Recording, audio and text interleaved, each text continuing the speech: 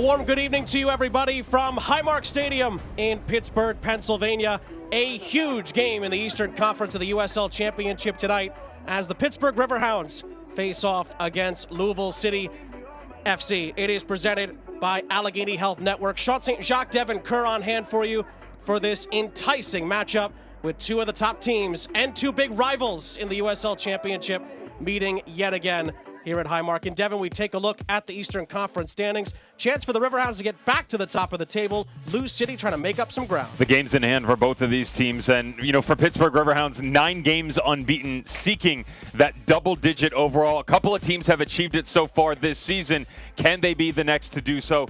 Louisville City have not won back-to-back games since April. They've only done it twice this season. All of a sudden, performance is up, performance is down, and yet still within striking distance of a home playoff spot and a top 4 match with a win tonight. In all competitions this year, it's been a magical season for the Pittsburgh Riverhounds. In the league, Devin, they're 9 unbeaten at home. They just keep on rolling. Yeah, the most impressive thing about this, Sean, isn't the fact that they've won the games. It's about, A, how they've gone about doing so, running teams off the pitch legitimately. Now, we know defensively Bob Lilly's teams are always going to be there, but in the absence of some of the bigger names, when Robbie Mertz isn't available, if you have the back line that has to shift and Joey Farrell can't come in to solidify it, if you are stretched defensively, how do you find a way to get a result? They've added names, they've added numbers, and found a way to go ahead and do so. And certainly Tola Shawunmi has to be one of those guys that you talk about. You look at the striker who all of a sudden, 2 goals in the last 3 games. He's got 3 overall in all competitions. Things are heating up for the second-year professional out of University of New Hampshire.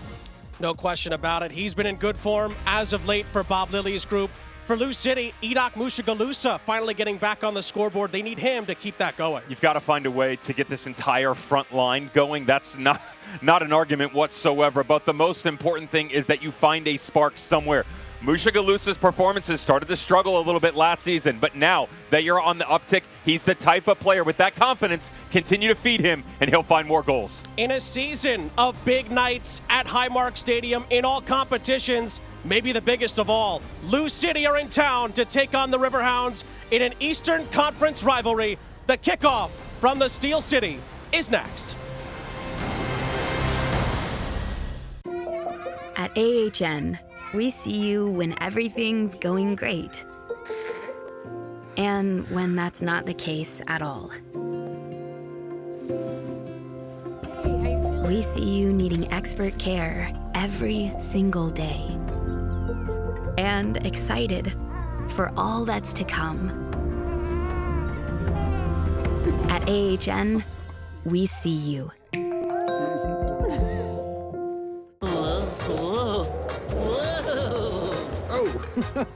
Things just got really gusty. You got that right. Sweet kite. Is that a dragon? It's a dinosaur. I really like yours, too. Of course, the new scratch-off from the PA lottery. That's right. $1 million cash fall. With top prizes of... Wow, $1 million. I guess things really are looking up. It'll blow you away. Keep on scratching.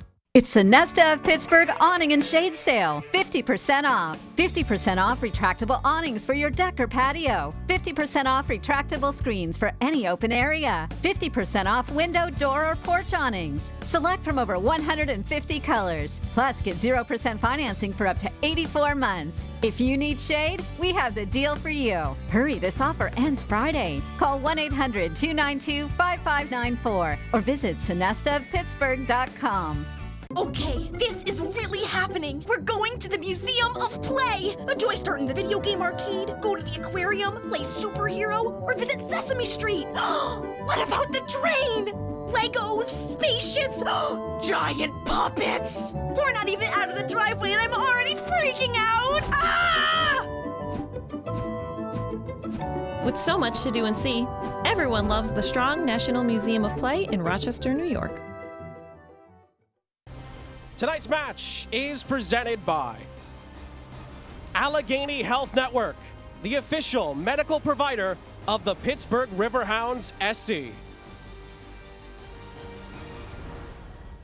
Sean and Devin back here with you. We jump into the Armina Stone starting lineups. We begin with Bob Lilly's boys, 9 games unbeaten in the USL Championship. Such an incredible amount of versatility that Bob Lilly has, and within that, he's also got more depth than any other season we've seen for the Pittsburgh Riverhounds. Within that argument, Joey Farrell comes into the back line to anchor this back three. As you move forward in the midfield, it can be 5 at times, 6, 7. It doesn't really matter because they're so interchangeable. That's what Bob Lilly loves. Etu can rotate in, Ibarra can get into the overlaps. Danny Griffin in his advanced role, 99th appearance for the Pittsburgh Riverhounds. So incredibly important. Kennardo Forbes with his assists, but missing 50% of your goals. You got to get Shawunmi going up top in the 9. Danny Cruz and Lou City, as mentioned, they haven't won back-to-back games since April. They're looking for confidence. Well, when you're 9 games unbeaten on the road against the Pittsburgh Riverhounds, that'll give you a little bit. I look at the fact that the back four primarily remains unchanged. Big task for Oscar Mejias on the right-hand side against Danny Rivera and Etu. Great midfield that's looking forward to this team that defensively has been great, but it's time to get that front line going and starting to produce some goals.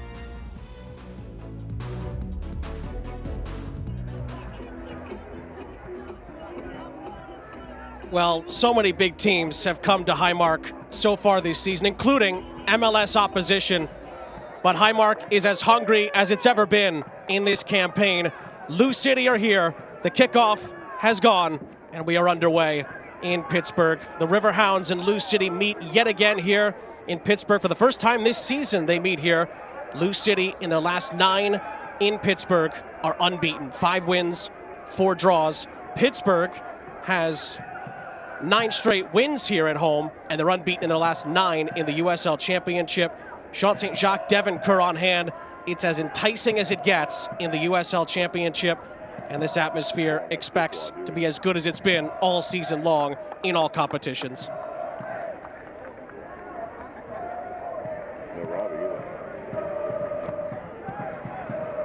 Pittsburgh get the early throw on the far side in towards Danny Griffin, making his 99th appearance straight as a pro tonight, since he became a pro back in 2020. One of the more remarkable stats you'll hear in the USL Championship. He's been an Iron Man for Bob Lilly. And he's on the back foot here with his Pittsburgh teammates, hoping to get an early head onto this. Arturo Ordonez gets it out of the penalty area. Shawunmi's clearance takes a ricochet, and it goes out for a goal kick for Pittsburgh.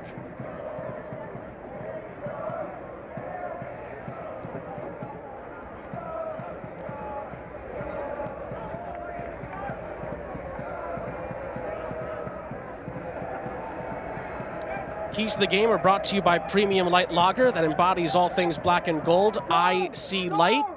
We begin, Devin, with Pittsburgh. This 9 straight for the Pittsburgh Riverhounds has been done because of that depth that we mentioned in the open. Bob Lilly finding ways in the plug-and-play system that at times has suited them well, but within this season, they've been very impressive through all the rotation and injuries to still go and find success. And for Lou City, a team that, although maybe the performances hasn't been where they would like them to be, certainly not to Danny Cruz's standards, on the road, they've been very impressive. 3rd best in USL Championship, and as mentioned, 9 unbeaten at Highmark in their last couple of trips here. Challenge comes in there. Forbes picks up the pieces. Shawunmi trying to find Junior Etu. He was overlapping him through the middle. And the Riverhounds reset at the back. Ordonez slides in there, cuts in. Plays it out wide. Chance here for Danny Rivera to maybe thread one through. Ibarra is there as a shorter option. Last time these two teams met, October 30th of last season, as that trickles out of play for a goal kick, was, of course, Eastern Conference semifinal at Lynn Family Stadium. Pittsburgh were 2-0 up in that game. Russell Cicerone, now of Sac Republic, with a brace. Lou City came from behind. Cameron Lancaster converting a penalty in the latter stages sent the game to extra time. Lou City won 5-3 on penalties to advance. They would, of course, get to the final and lose to San Antonio. Unfortunately for the Hounds, 3 of the last 4 have come at the expense of Lou City, handing them the sword and saying, you've had enough for this year. And you know, it's kind of the MO of Louisville City. Of course, all the fans know how great they've been, Eastern Conference finalists since their inception in 2015. But the Pittsburgh Riverhounds, there's something different this year. And while this may just be over the midway point within USL Championship play, the mentality that you can get coming out of a game like this, Sean, where you know that you've been slayed by that opponent, especially in the must-win type scenarios, to set yourself up for success of what could be a playoff fixture down the line. This is why the game like this becomes that much more crucial. Yes, Lou City want back-to-back wins. Yes, Pittsburgh want to continue their streak going. But to get rid of the mentality of what might happen and what should have happened in the past, to all of a sudden, now you can maintain that type of confidence come playoff time. All the more reason why the importance of this match just ticks up another notch, doesn't it? Well, Bob Lilly, in our talk with him this week, even went as far as to say maybe Lou City doesn't consider us a rival. They keep knocking us out in the postseason, but he said our boys consider it a big rivalry game. And considering that Columbus Crew have come here this year, they've lost. Bob Lilly's boys have gone up to New England. They've won it there as well. This is big of a game as they've had all season, regardless of the competition. And of course, it's the first of two between these two in 12 days. They will meet again in Louisville in just a couple of games' time. Ball is threaded through. Atu trying to find some space. Outlets it. Ordonez to recycle. Rivera out wide. Forbes back for Arturo Ordonez, who's having a tremendous season for an always stingy back line for Bob Lilly's group. Forbes probing into the middle. Griffin had a brief opportunity to take a shot on there. The touch lets him down. Lou City come out with it. And Pittsburgh can reset. All the way back to Luis Zamudio, who's come in to help from our nation's capital. To help the Riverhounds through this tough time when Jamali Wade is away with Jamaica at the Gold Cup. They look to be on their way through to the quarterfinals, so there's still work to be done for the Reggae boys there. Zamudio hoping to embody that next man up mentality that Bob Lilly's group has used to go on this unbeaten run. Osumanu was trying to probe. Gibson is on the cover. Lou City have possession. Kind of funny how tight the margins are in the USL Championship this year, not East or West, but the league overall, and how both managers, to be fair, probably aren't overly happy with either one of their team's performances, and yet you've got one team in the Pittsburgh Riverhounds that are approaching a double-digit unbeaten streak, 9 now, could hit 10 tonight, pending the outcome, and Lou City, who, you know, they're still searching for form, and yet with all that, they're still right at the top of the Eastern Conference, so it's certainly not an argument whatsoever as to whether or not the quality's there. That certainly is the case. Lou City, 7 shutouts.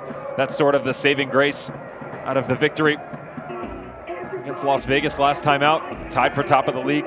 Offense isn't there, but you're starting to get some of those guys back. Musha Galusa scored in back-to-back games. Wilson Harris feels like maybe he's turning a corner. Cameron Lancaster back on the bench. So many differences, and yet so similar between the two teams. Semla controls for Lou City. 7 clean sheets for him. Tied for the best in the USL Championship. It's been one of the things that Danny Cruz's side has been able to hang their hats on of late. Had the 1-0 win against Las Vegas last time out. Danny Cruz told us it's just been about the clinical play in the final third. It just has been lacking. Injuries have played a part in that. And that's why we talked about in our open how important it is for Harris, Musha Galusa, and tonight Tellefson to really make an impact and take their chances when they will come, because they have been coming for Lou City. And they do have a set piece opportunity here.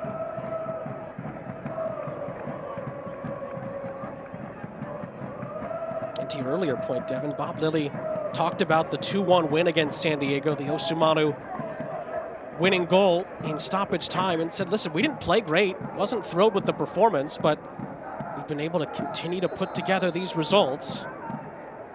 It's been the collective nature of the group sticking together that's gotten them through it. That was a dangerous ball. Lurking in behind was Elijah Winder. He can't get to it, and it's a goal kick for Pittsburgh. And the expectations for both of these teams, certainly under the tutelage of Bob Lilly in Pittsburgh now since 2018. No no argument whatsoever for Louisville City since its inception of really title or bust, right? I mean, that's what everybody wants now. And whether you've won one or two, like Louisville City made it to the final 2 times more, or Pittsburgh, who have just been on the cusp of some really impressive seasons. Of course, winning the East in that 2019 game. Just trying to find a way to replicate that week in and week out. You know, the Open Cup run for Pittsburgh, a lot of times you'll see a team bow out of that, and whether during the process league form not necessarily replicated compared to the Open Cup run, or you lose and the heads dip. That hasn't been the case for Bob Lilly's team, so that's nice. For Louisville City, again, it's got to be a saving grace that you can have the injuries, that you can have struggles at home. I mean, they've lost 3 games at home already this year in the fortress that is Lynn Family Stadium, and yet you're still in 5th position in the Eastern Conference. You know, a lot of fans look around and go, are we in trouble? Is there a problem? They haven't even statistically reached the halfway point. This is game 17, and yet you're still right there. All you're really focused on is trying to find your way. What is the ceiling that this team is capable of, and hitting that stride with about 10 games to go.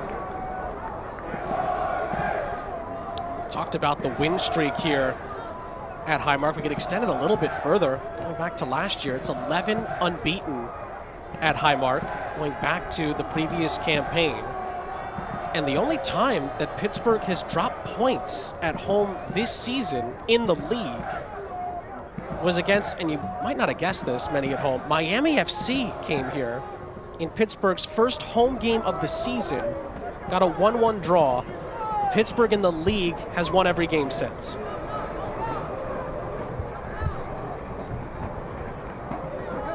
Amadou Dia linking up with Mushigalusa. Osumanu closes him down. With some help from Junior Etu, and Danny Griffin tries to lead Pittsburgh on the break here. It's still Griffin. It could open up for him here. Junior Etu is in behind for Pittsburgh. Plays it across the face of goal. Nobody in black and yellow there to pounce. And Sean Tosh tries to control the scene for Lou City. Maybe a chance to recycle it. Ibarra. And it's going to go out of play with Griffin in pursuit. I'm a little surprised that this ball does come square. I thought that Danny Griffin was going to let it rip from about 25 yards out, and then it's the touch. Junior Etu.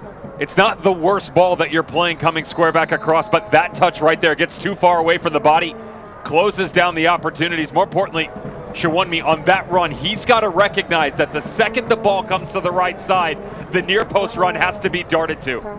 You cannot sit centrally behind 3 separate Lou City players and expect that you're going to get into that ball coming back across.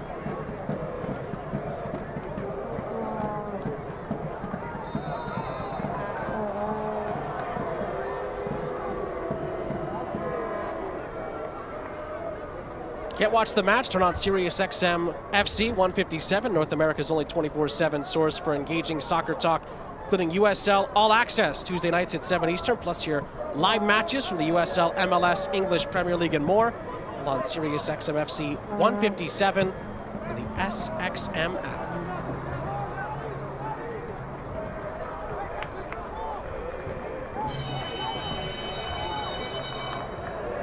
Out for a goal kick. Enoch Mushigalusa in pursuit of it. 2 goals this season for him. Had a career-high 10 a season ago. Danny Cruz talked about the finishing that needs to go up a notch in the final third, and Mushigalusa raising his game these last few has really helped Lou City. And hoping that that can continue. Wilson Harris with his 4. Sean Tosh has 3.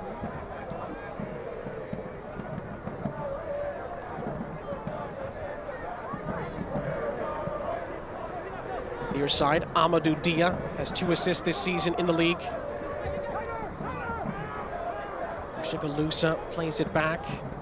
It's a reset opportunity for Wes Sharpie and company, although he sent Tosh pretty far back. Allows Pittsburgh to gain some ground.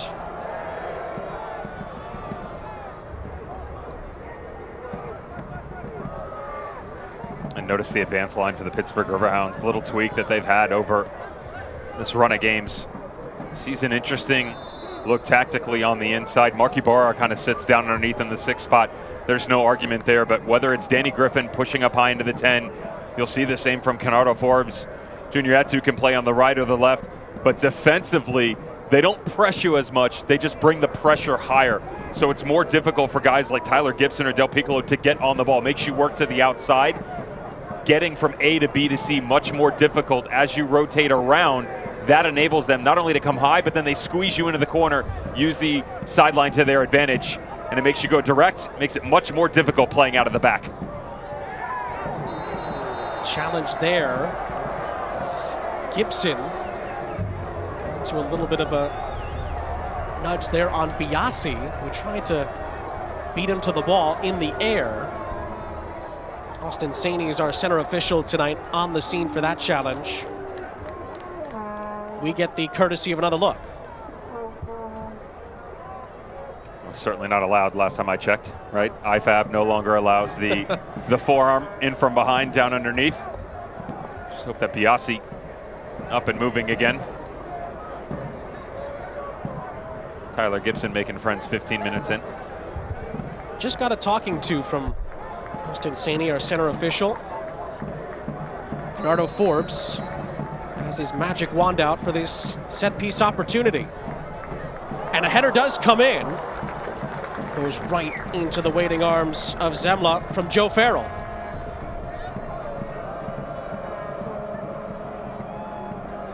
Slow here from Amadou Dia too. Gets caught flat-footed. Notice how he just stops, expecting that with the mark pretty deep over the back shoulder, he's going to be able to hold serve and just clear it off instead. Well done by Joey Farrell. You know, again, back to the back line, whether it's Ordonez, Osumanu, Joey Farrell, Patrick Hogan, you know, Michael DeShields can be thrown into that argument as well. The depth is certainly a talking point. More importantly, the matchup of what you're going to get. So set piece wise, you've got plenty of talent in Arturo Ordonez and Joey Farrell to go and challenge. And maybe though you don't necessarily have the speed from Joey Farrell, the physicality aspect of it to push guys like Wilson Harris off of his game in that 9 spot. Harris likes to drop down into the pocket. You chase back up in. You get the help from Marky Bauer in front. Goes man-to-man real quick, but also zonally close down a lot of space for the Riverhounds. Ushigaloos is down away from the play. Zamudio cuts it out against Wilson Harris.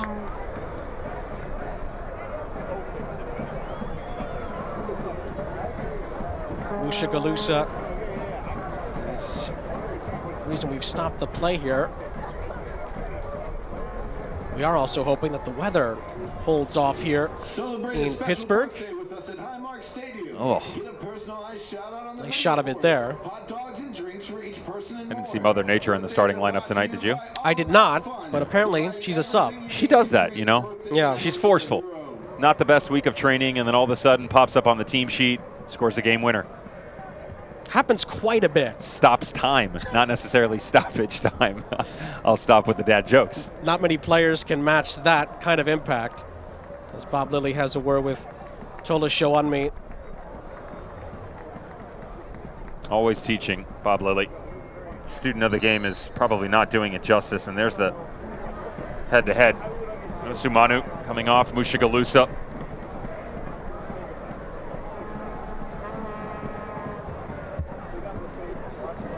Of course, Enoch Mushigaloos was looked at to hope that there isn't any head injury that could keep him off the pitch.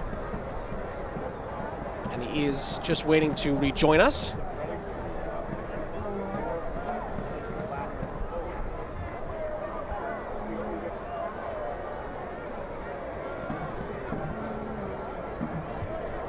And we're back underway. Pittsburgh in possession. Mushigaloos rejoins the play, and it's 11 v 11 as we approach the 18th, I should say the end of the 18th minute here in Pittsburgh. Riverhounds have had a couple of half chances in these early minutes. Blue City still trying to rev up the engines and get going. Enemy territory, although again, an enemy territory where they've had plenty of success.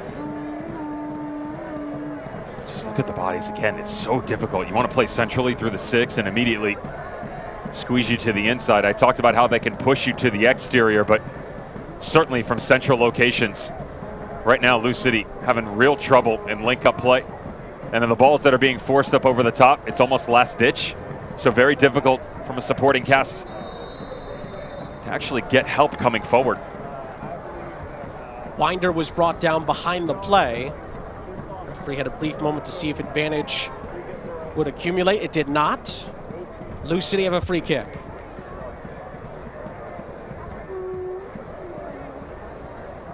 Chance to put this into the mixer here for Danny Cruz's boys.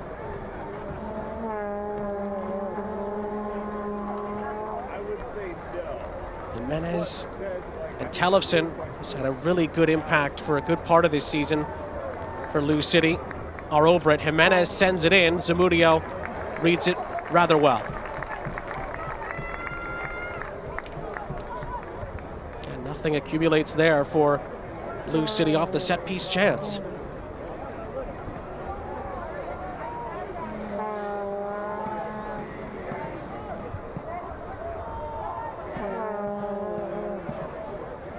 We talked earlier about, well, we'll talk about it in a second. Show on me is in behind here. Scored the first of the two against San Diego last time out. It's a really good ball in, and just a whisker past Griffin's head. But it did take a deflection off a Lou City defender, and it's a corner. Pretty incredible one-on-one just outside the 6. Watch him drop this shoulder and just a half pivot as Amadou Dia closes him down. I mean, defending one-on-one tells you that you're going to push him to the byline here. How does he squeak this back across? Tola Shawunmi hasn't had a lot of looks in front of goal, but really well done by the young rookie to get this back across. But again, defensively, we've seen Amadou Dia on the left, and now Jimenez on the right, flat-footed. Back post header goes over the top and out. Joey Farrell in there again for Pittsburgh, just couldn't redirect it on target.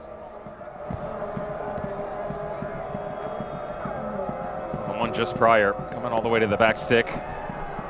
Sean Tosh doesn't make the same mistake. The problem is just pure athleticism by Joey Farrell taking over. What do the kids say? Jump out of the gym? Is that still a thing? I think so. Okay. Joey Farrell has some hops, as I believe the kids also still say. There you go. There you go. I think I might be exiting that that group, by the way, so don't take my word for it. Getting close to that exit door.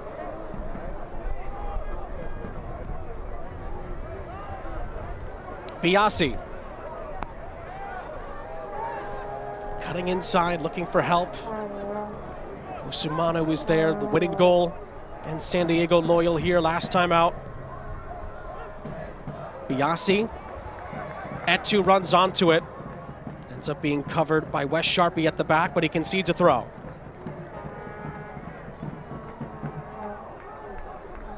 Biasi.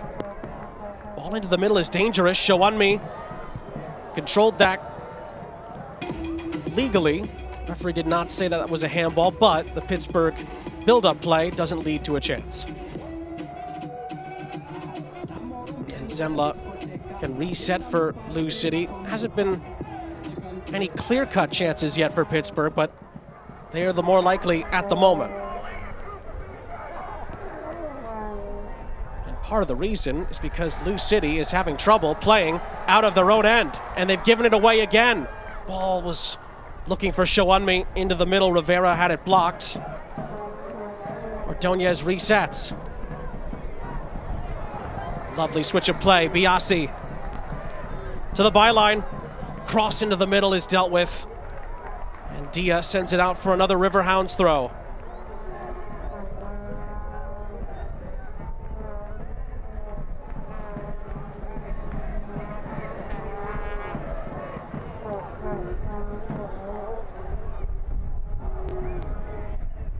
Close control by Shawunmi. It falls for Biasi. Griffin tried to win it. Ibarra gets there on the second ball.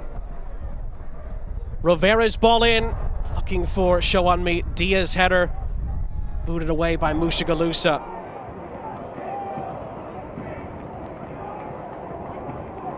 It'll be a throw-in for Pittsburgh just in front of Danny Cruz's technical area.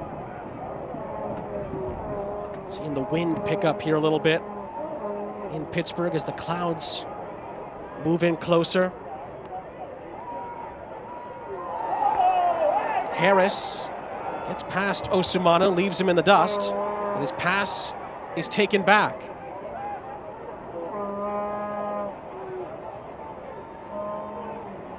Just look at how deep they are. I mean, Lou City, they are, you know, they're paying the respect, which I can understand because of the amount of numbers coming forward, but even when they get on the ball, and we've talked about the inability to play out, but once they even knock it long, even if they're just trying to hit the reset button, they're really slow to move off of the back line.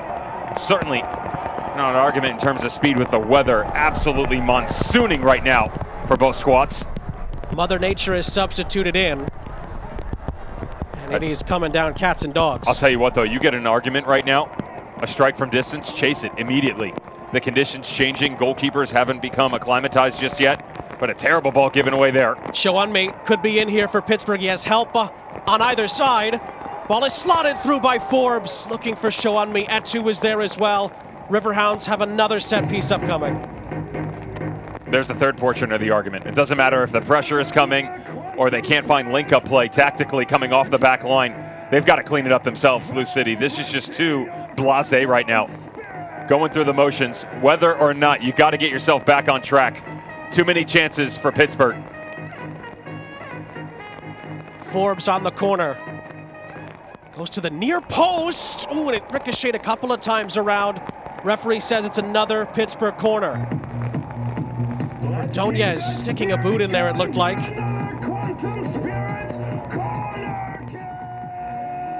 He was closest to it. Tight quarters at that near post, but never really got all the way through for Zemla to worry too much about it.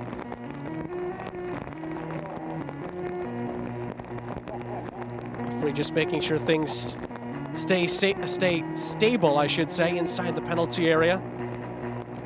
Through the wind and the rain, Pittsburgh try again here. Forbes goes near post again. This time it's dealt with, but he gets a second bite at it. Better ball back in, and it's palmed over the top by Zemla. And it'll be a corner on the near side for Pittsburgh, who keep on turning the screw here. It's a good recovery by Ali Zemla, almost sozzled in terms of his actions. The little rotation to the near post. Notice gets caught off his line a little bit, but an excellent recovery. That long frame, 6'3" plus, well done to set himself up. Little touchback over top of the bar.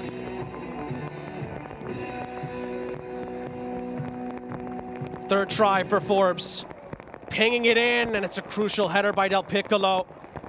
Griffin trying to pick up the pieces. Mushikalusa loses out, trying to shield him away.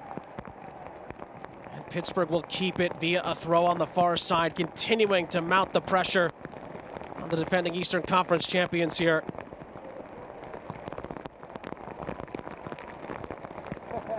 Vera comes forward to take the throw.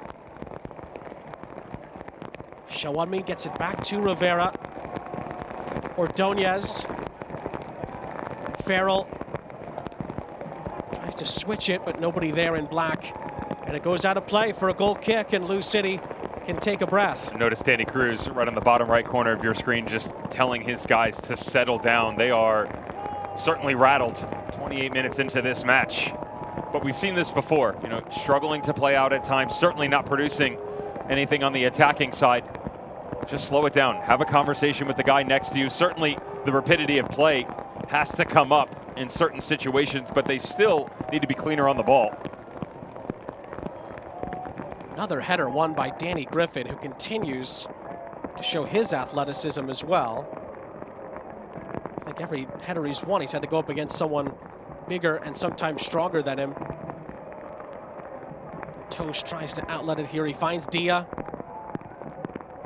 Dia has Sharpie in support, although he even looked a little nervy on it there with Shounmi's pressure. Tosh will get out of trouble there as well, and Lou City do get this clear.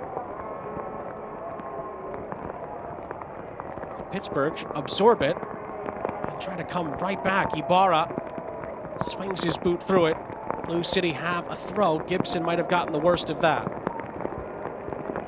It's a much better sequence for Louisville, though. Just quickly moving through each individual step. Again, the long ball up over the top to Elijah Winder. Sean, the biggest thing that people have to understand that even if you don't complete that pass, it gives you an opportunity to reset your lines. Defensively, you push yourself up. It's that offensive attacking. So ball's given away, yes, but you're not defending 20 yards from your own net. You're starting to move over half field. Compresses the field for Pittsburgh. They're going to then drop off a little bit more. They won't be as aggressive in nature, and that is where you are at your best if you're Lou City. Getting Del Piccolo, Tyler Gibson on the ball. Elijah Winder's got to find his way into this match as well. It just can't be the direct nature over the top. They've got to find some combination play coming through the middle. Del Piccolo trying to loft it in. Tellefson was waiting for it. Ordonez and now Rivera helped to snuff out the chance. That was a nice little give and go in the middle with Del Piccolo involved. This ball in was a searching one. Ordonez, who again has had a tremendous season, leads Pittsburgh in a bunch of defensive categories with interceptions and tackles won. Continues to shine. And the offside flag did go up here against the visitors, so it is a Pittsburgh free kick.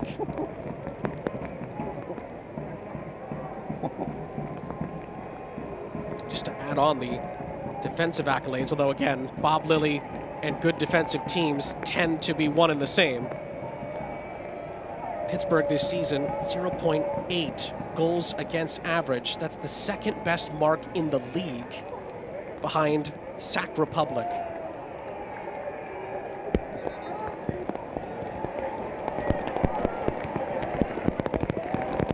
Even since Bob Lilly took over, like you said, Devin, back in 2018, Pittsburgh continues to keep an eye on that goals against on the whole. It's still well under a goal per Even game. more so how impressive this stretch has been. And you look at a game like tonight, 11 of 22 goals between Albert Decoy and Edward Kizza unavailable for selection. And so, in theory, the responsibility in the 9 spot rests on Shawunmi, yet previous matches show you that that hasn't always been the case because so many different players around you have stepped up. So whether it's been on the back line, Arturo Ordonez has thrown his name into the mix. We've seen outside, and guys like Danny Rivera, certainly Kennardo Forbes, Danny Griffin, everybody's just picking off a goal here and there. So maybe not one player that's been willing to step up and be the main name. You haven't necessarily needed that. How long can that last, though, especially against a quality of opponent like Louisville City? You mentioned no Decoy, listed as out with a clavicle injury. Bob Lilly told us that he did have surgery on it and it isn't fully healed yet, but they're hoping to get him back in a couple of weeks. Said maybe the second Lou City game, maybe the game after that. And of course, we all know how good he's been in the league this season as well. 9 goals, which is the joint leader for the Golden Boot in the USL Championship as it stands. And of course, had some memorable moments in the Open Cup run as well, including here against Columbus Crew of MLS.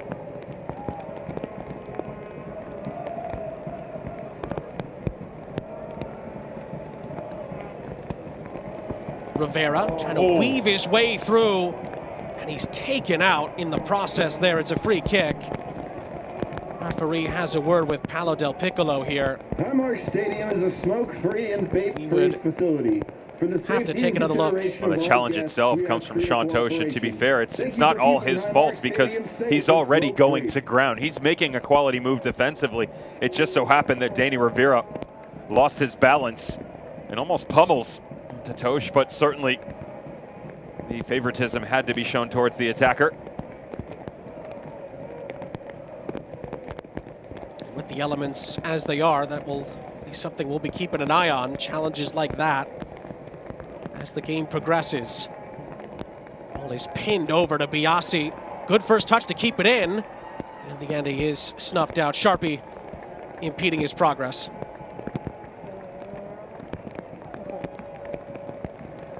Biasi's been a good outlet at times on this near side for Pittsburgh, and when they found him, chances tend to follow. And the diagonals tonight, very impressive for the Pittsburgh Riverhounds. Good switches of play, which have allowed not only this front four move higher, let the supporting troops down underneath, but Luke Biasi and Danny Rivera very active on the outside, though not necessarily in the nature that you would think, where you're moving them into the channel quickly from a similar location. Instead, most of it has been 25, 30-yard ball. It's coming on the diagonal, stretching this back line of Louisville City, struggling with these long balls up over the top. Dia, see there, he slips as he tried to enter the pass into the penalty area. There is some please remember that Highmark sun breaking through here. environment. We hope that is a sign of things to come, but the rain is still coming down here in Pittsburgh. Considerate of those around you. Thank you so much for joining us tonight. With 11 minutes left in the first half, Pittsburgh has had the better of it. We're still waiting for our first big chance. Oh, goalkeeper's off his line here. And it's chipped over him, but well wide of the goal in the end. And out of nowhere, Lou City had a big chance there. Zamudio did not read this correctly. A taste of their own medicine. Beautiful run by Oscar Jimenez. We were just addressing Luke Biasi and Danny Rivera for the Pittsburgh Riverhounds. Great look. Oscar Jimenez coming high on that line.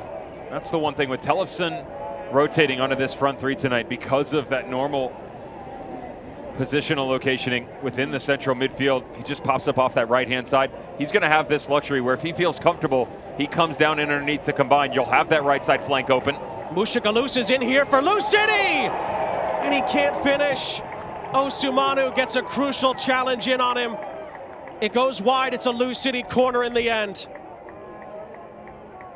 Remember, we talked about the long ball up over the top, though. All of a sudden, you've got support, and we asked for more out of Elijah Winder. Good job just holding serve down underneath Wilson Harris. As this continues forth, Matiti just gets caught in between two minds. Is he going to continue the run over the left side or try and use his instep to pick out the far post? Instead, it's the gray area that catches it almost right down the middle. Bit of an easier save for Zamudio, but it is the touch, in fact, on the tail end of things that allows Lou City to at least salvage a corner. More defending for Pittsburgh to do here. It's whipped in, it's backheeled into the middle. Farrell just about got that out of harm's way, and Rivera is able to make absolutely sure, helped along by Cunardo Forbes. Well, seemingly out of nowhere here, Lou City have found something at the tail end of this first half. Osumanu with a huge challenge to make sure Mushigalusa didn't find the back of the net. So we do hope that Mother Nature is kinder to us as the game goes on. Again, there is some sun breaking through. Kanetu break through here, he can't. He does win a free kick. Given away by Sharpie. And Pittsburgh can try a set piece opportunity here.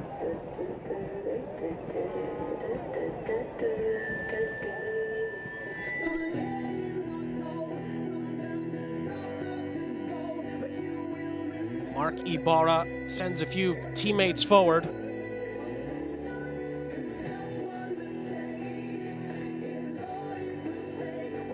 It's going to be taken short for him. Ibarra, Biasi. Biasi's cross into the middle has too much on it.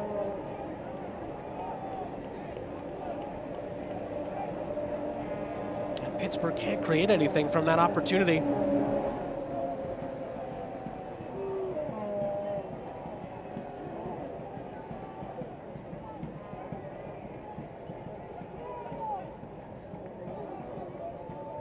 Lou City will play it out of the back. Del Piccolo is shepherded ahead. Osumanu wins the header.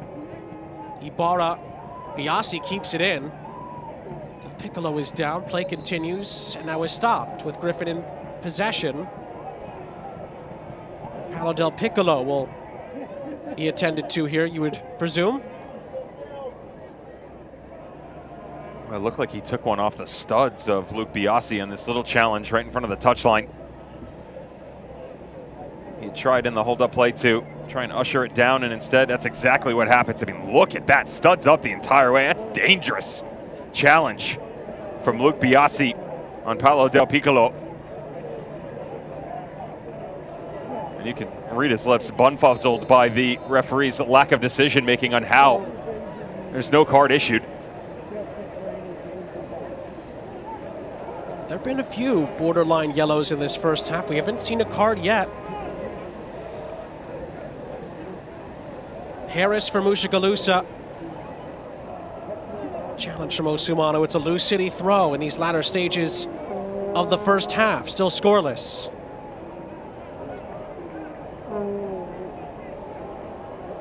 Mushagalusa and Osumano getting into it a little bit as those two get into the penalty area, ready to defend this throw from Amadou Dia.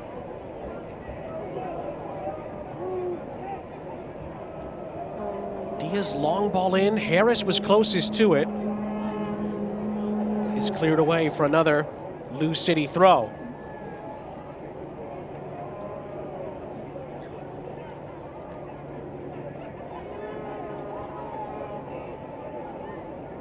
Dia's ball in. It's headed right back to him. Dia tries to service it into the penalty area. Back post header is down towards Sharpie. Dealt with by Farrell. And then another head-to-head collision stops the play. That was Rivera, whose head was involved in there. And then Tellefson for Lou City as well. Those are the two that need to be looked at here. It's a beautiful ball that's whipped back in by Amadou Dia, and give credit to Rasmus Tellefson. It was the second one. First one he won in as it popped back out. Not really an argument that at 6'1" he's going to be challenged by Danny Rivera whatsoever. 5'9" down underneath him. Danny Cruz not going to be overly happy with the performance so far, and yet sort of similar to some of the arguments we've seen all season long. Yes, maybe the offense hasn't been great at times, and yet still tied for the league in shutouts. Maybe they haven't been beautiful in their movements going forward tonight, and yet it's still 0-0 at this point in time. So this team, although maybe they haven't hit their standard, they're certainly right there. I mean, Pittsburgh has been the better team. There's no argument whatsoever. But Lou City have hung around, and whether it be the weather slowing down the play of the home squad, I would say the sustained amount of pressure and the relationships that are starting to be cultivated on that front line are probably more so the talking point right now. Wilson Harris, Del Piccolo, Elijah Winder working off of Matiti. These are the things that they like to see from the get-go, but at least the response has been there.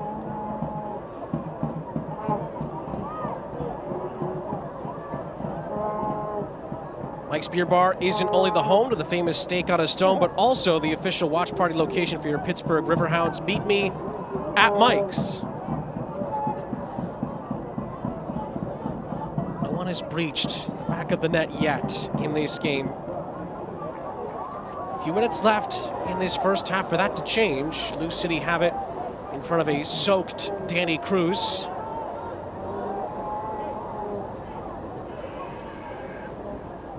It has been sunshine for quite some time here, but we just had a huge downpour for a few minutes, more than a few minutes really, in this first half. That is curled out of play by Zemla. Pittsburgh can come forward. That's a rare miscue considering how much Lou City has improved playing out of the back throughout this first half.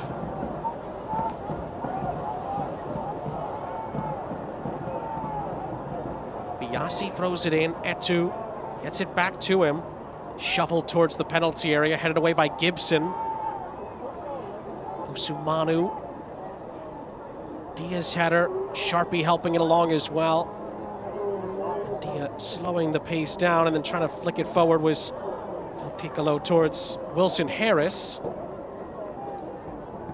And then Tosh takes no chances, smashes it forward. And then Farrell's header will be tracked down and shepherded out of play for a goal kick by Amadou Dia.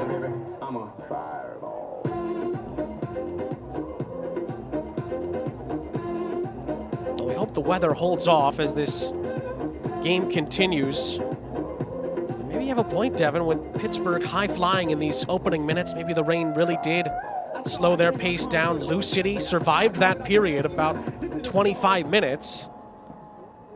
And they've created chances out of that. It has certainly, slightly at least, shifted the momentum of the game and made it a bit more even down the stretch of this half. And of course, as you'd expect, another great atmosphere here at Highmark, one of the great grounds in the USL Championship, and it's been on full display this season with a ton of big games and big nights. Has the Steel Army hanging out through the weather.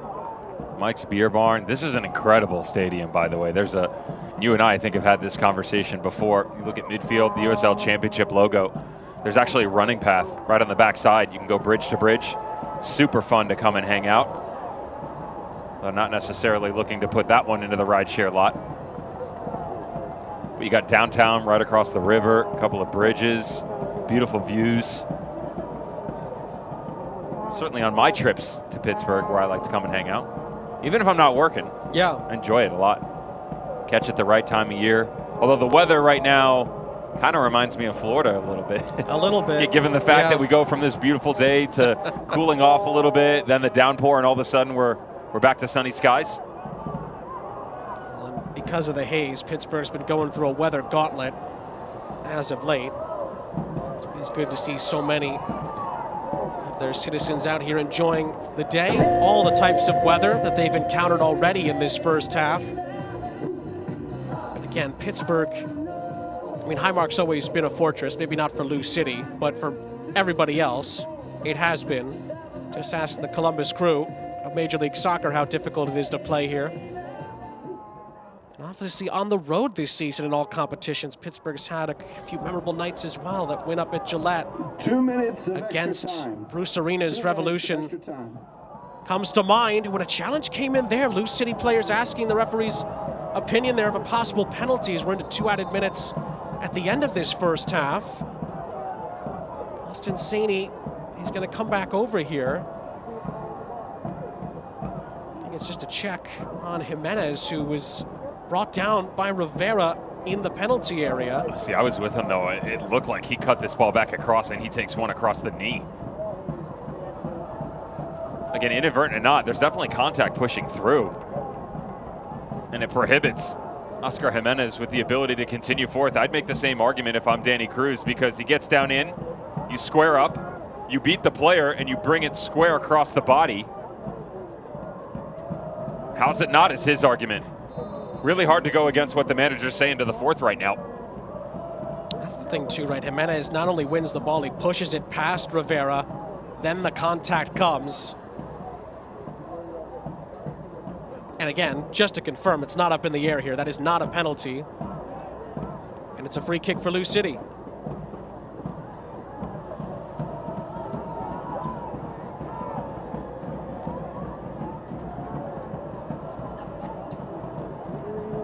Can Lou City find a big moment here, however, at the end of this first half?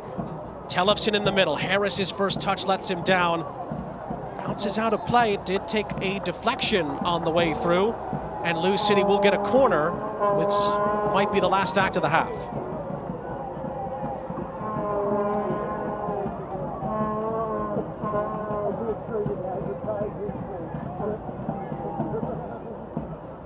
Jimenez sets it up.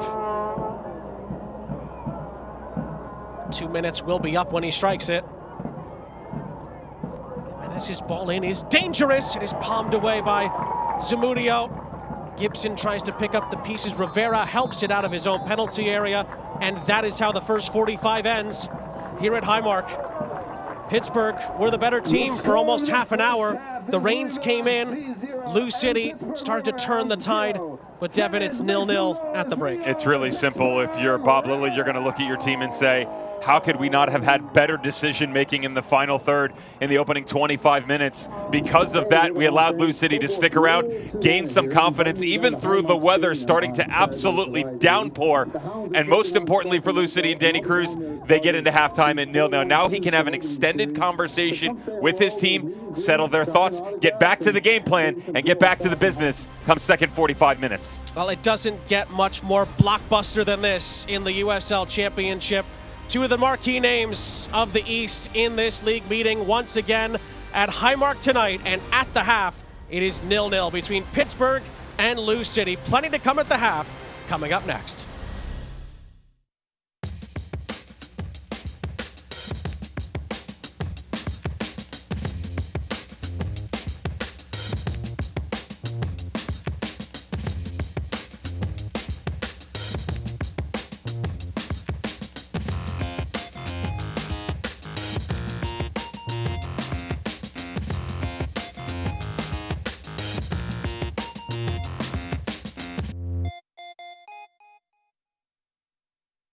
Cheer on the Riverhounds all season long at Mike's Beer Bar, Pittsburgh's home for local beer.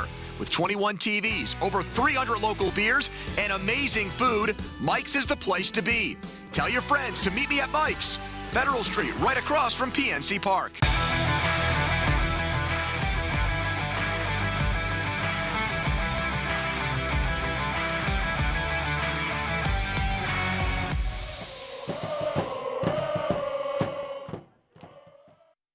Pittsburgh, stop breathing dirty air and contaminants trapped in your home's air ducts and dryer vents. Call Sears Air Duct and Carpet Cleaning or go to SearsClean.com. Our professionals will clean and disinfect your home's air ducts with powerful high-pressure vacuum equipment that cleans the air your family breathes. We love our pets, but their hair and dander get trapped in your air ducts and their odors in your carpets and on upholstery. Sears can clean it away. Call Sears Air Duct and Carpet Cleaning for a healthier home. Go to SearsClean.com.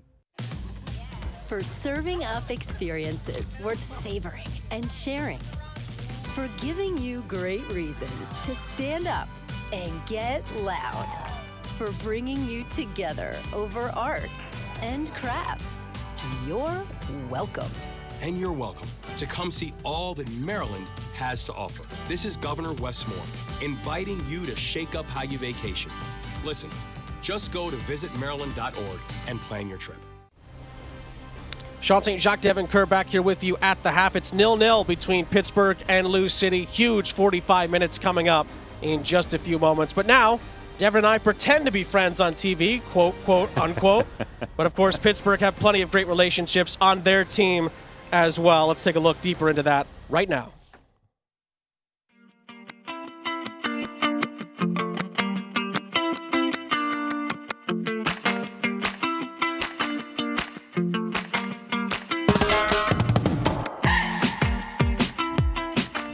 What is Robbie doing on a day off?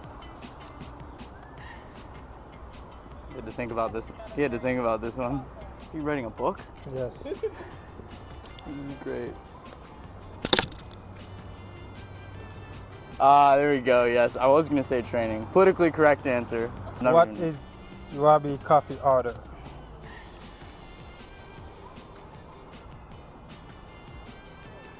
Nailed it. What is Kenny's favorite hobby? Actually, could have given 3. Go for it. Let's go.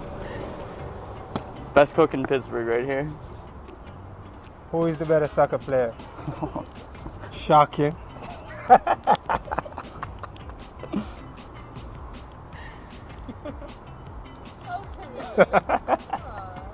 No way, bro. No way. This is the king right here. What is something Burke says every day? Bro, I got it. Hey, don't think too hard. You know this one. I'm thinking too hard. This one's not age appropriate. No, it's age appropriate, trust me. It's actually like incredibly age appropriate. It's actually like I'm struggling. The wisest words you could say to any person. Oh, okay. I think you got it, yeah. I'm not even gonna look at what you're writing. Come on, Pat. Go, show 3, each other. 2, 1. Hey! Let's go! Yes! What is the first thing Burke does once practice is over? Oh, you better know this. Are you talking about we're still at the facility? Like once Bob says Hounds on 3, we're done? Okay, I say when regular training's done. Okay? Okay. Like we're still on the field. You're still on like the Bob, field. we just said Yes, Hounds. Bob's, Okay. Yeah.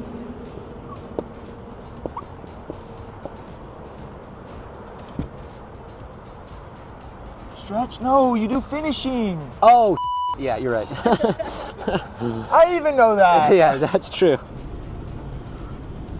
If Burke was not a soccer player, what would they be? Oh, this one's going to be a little tricky for you. You got to really... I don't even know if you know the word. Like, I could see you being this, but I don't know. Think like eccentric. Don't even think of it. It's not a job. It's not a job. It's like it's a way of life. I don't know. I don't think we got this one, but here we go. What'd you put? TikTok. I said vagabond. It's like essentially it's like a drifter, but like they're free. Like they're just like they roam place to place. I've said I want to be a vagabond before like 5 times. I said if I wasn't talking about I'd be a vagabond, I said like 15 times. So I over pumped you up with TED Talk speech. Yeah, that's not even a job. What that is? This isn't a job. This is a way of life. What is Danny pet peeve? I don't know. Yeah. She goes, right? What'd you do? Yeah? What'd you do? Oh! There we go. You see? I got it. I can't sleep if it's on. You hate a hit. If Deco was not a soccer player, what would they be?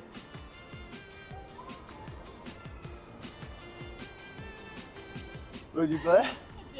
Teacher, you gotta teach him. You gotta teach him. I put because you're a dancer lately, bro. What is something Danny says every day? Come on, what did you tell me every day when you leave? When you going, like you letting me go, you know? Big one.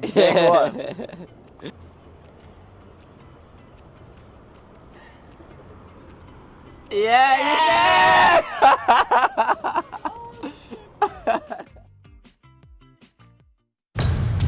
Are you ready? Ready for more of the game you love? Ready for more players and more teams? Ready for more stadiums, for more fans in more cities? This is a different league. The USL Super League. Built for the future of women's soccer. Bridging the journey from youth to pro, connected to the global game, and bringing it all closer to home. Are you ready?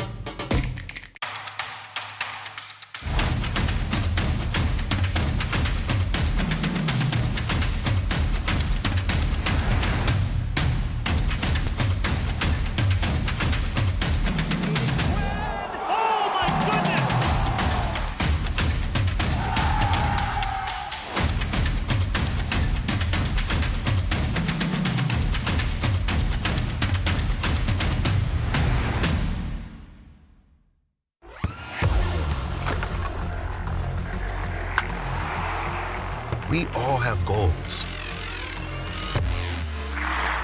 But let's be honest. Most of us aren't going to be professional athletes.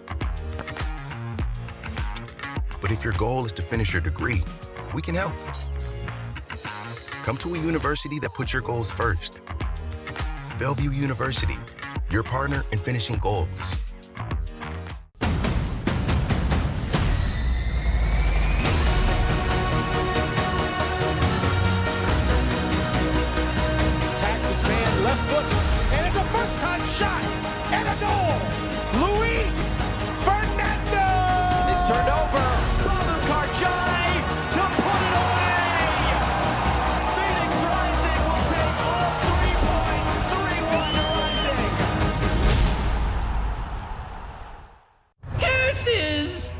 Returned from the Museum of Play. The fairy tale forest, Berenstein Bear Treehouse, superhero universe, it must all be mine. Did you know they have a whole room full of pinball machines? Did you? And that video game arcade? So cool! Oh, I'll be back, Museum of Play. With so much to do and see, everyone loves the strong National Museum of Play in Rochester, New York. Sean St. Jacques, Devin Kerr back here with you. It is 0-0 between the Eastern Conference foes, Pittsburgh Riverhounds and Louisville City FC. Again, we're moments away from the start of the second half, but first we're going to look around the USL Championship and what's to come as the season really starts to heat up. And Devin, we begin with the upcoming schedule. What catches your eye here? I jump to the top left side of the screen. San Antonio hosting, Birmingham Legion. San Antonio have not lost a home game since September 25th, 2021. But tonight, Birmingham Legion out of the Open Cup, 2 wins in a row, have that momentum. More importantly, San Antonio do not have the services of Jordan Farr and Mitchell Tainter. Last but not least, how can you not veer to the bottom left? Phoenix Rising hosting the 12-game unbeaten 901 FC of Stephen Glass. They've retooled the squad a little bit. They like to be on the ball a bit more. Phoenix at home, difficult. Memphis on the road, almost unbeatable. 11 o'clock Eastern, ESPN 2. Let's look at the news and notes from around the league. Of course, the USL Championship continues to make an impact in the CONCACAF Gold Cup. But of course, we have to turn our attention to Hartford as well. Look, Tad Ramos out. I would also say that New Mexico United and the opportunity for Zach Prince to follow Troy Lesane to Red Bull, as well as the departure of Anthony Pulis and Miami FC. I want to be clear, I'm not agreeing with every single decision, but what you have to understand is as there are more eyes on the league, more money gets pumped in, there are expectations from the owners that take it up another notch. That's what you're seeing right now. You can't just get the job because of a name. You got to go out and produce results. And I heard Kevin Durr is going to be on that USL on ESPN2 call later on tonight. Scoreboard from around the league. Of course, big wins for RGV and Charleston Battery as well. San Diego in good shape away from home right now as well. They've got to find a way to get back on track. Only one win in their last 7 matches. And the last win was on May 20th. This is a team that Pittsburgh Riverhounds just saw it. When Pittsburgh Riverhounds came back against San Diego, that was the first time Pittsburgh did that since 2021. They've got to exercise their inner demons. Too much talent for San Diego Loyal to not be moving up the ranks in the Western Conference. First half highlights and stats are coming up from Pittsburgh here, and then the second half as the Riverhounds and Lou City continue their battle here at Highmark.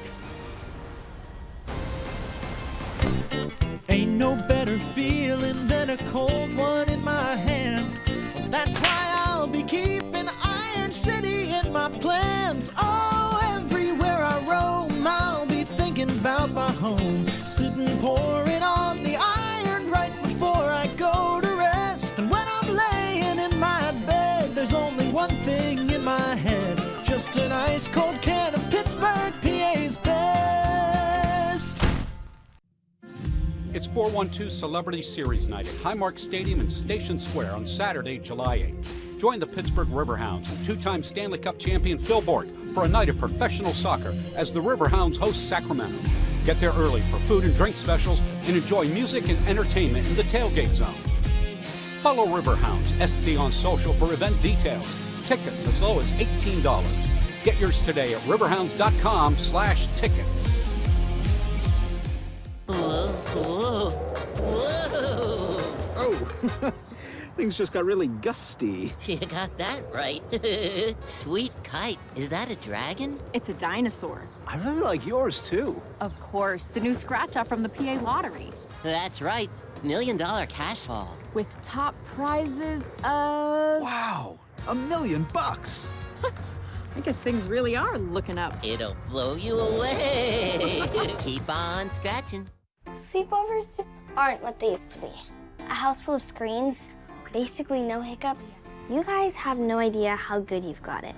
Get internet on the Xfinity 10G network for just $25 a month for 12 months, or upgrade to Gig and save $20 a month over Verizon. Back in my day, it was scary stories and flashlights. We don't get scared. Oh, really? Mom can see your search history.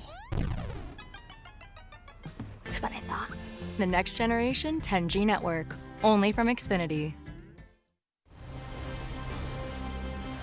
Sean and Devin back here with you moments away from the start of the second half. We will take a quick look at the halftime stats between Pittsburgh and Lou City. Again, if you're just joining us, it is 0-0 at the break. Pittsburgh had 1 shot on target in that first half, none for Lou City, but they started to change the tide a bit as the half went on. Found the link-up play that they wanted, defensively, found a way to get some of the pressure off of them. They weren't as fluent playing in interchange coming off the back line into the middle, but for Pittsburgh, 4 shots, only 1 on target. Bob Lilly's going to be upset about that because they had a lot of real clear-cut chances, couldn't finish anything off. Wilson Harris for Lou City kicks it off, and the second half from Highmark is off and running here. Sean St. Jacques, Devin Kerr, happy to have you with us. It is 0-0 between Pittsburgh and Louisville as the second half begins. Pittsburgh had a really strong 25 minutes, couldn't find the back of the net, had some rain and plenty of it in that first half, and then Lou City got their way back into it as Shawunmi takes aim inside of 22 seconds at the start of this second half. He's blocked away. Griffin tries to shepherd it out for a throw, and Pittsburgh keeps possession, trying to keep their 9-game unbeaten run in the league alive, trying to make it 10 straight wins as well at Highmark, continue to make this a fortress. We will see if they're able to do that here tonight.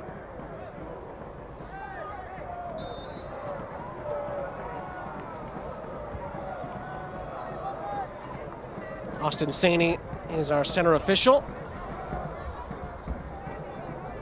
It is a Lou City free kick.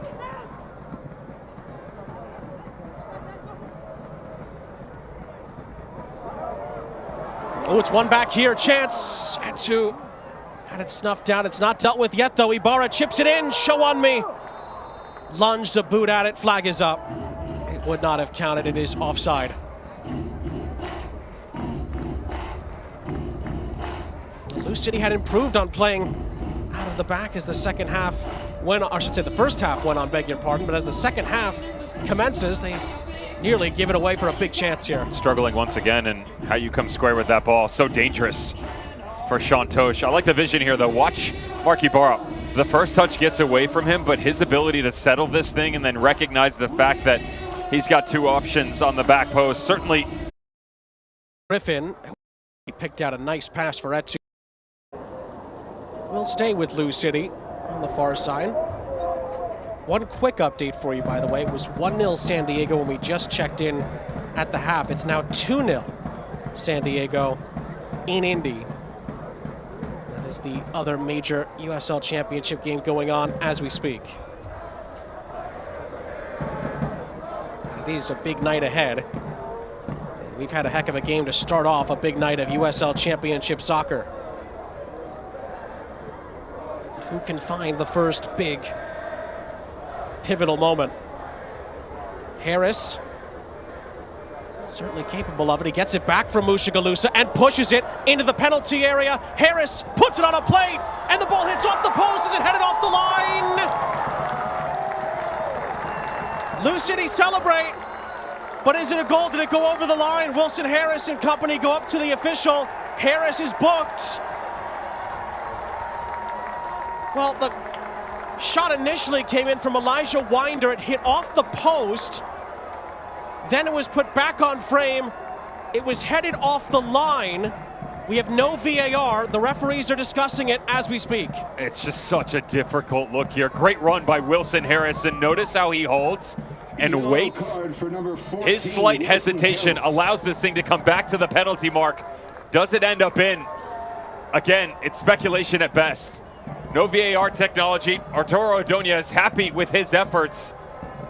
If you're guessing, that's too close to call. I mean, it's hard to argue for or against. As a player, the bird's eye view is certainly going to favor Lou City. But on the backside of the argument, you just don't have enough definitive proof. Couldn't agree more. It was so close. Ordonez was the one who just got it out of harm's way. Again, Wilson Harris, who's still irate here, thought it was over the line. He was booked for dissent, for running up to the assist on the near side. It leads to a corner for Lou City. Tellefsen, and he's headed on, but it comes back to Tellefsen for a recycle. Sent back in by Jimenez. Maybe Tosh has 3 goals this season. Tried to put it close to frame, wasn't able to. Etu commits a foul. He lunges in and follows through. And I believe that was Amadou Dia. Yellow card is out for him for the challenge, and it's a Lou City set piece. He definitely reached for the ball. The question was in the stretch, did he catch him with the studs? I guess it really doesn't matter at the end of the day, right? Because contact is made on Amadou Dia. Credit to him, stepping up in, being brave in this situation. Certainly catches it across that right side. It's not the first time tonight we've seen a Riverhounds player on their first touch, ball just stretching away from the body. Got to keep it closer in proximity, maintain possession. Would also say that the other instances where it has taken place, it's actually been on the other end of the field, this time gifting Lou City an opportunity, albeit from distance. Jimenez and Tellefsen mull over the free kick.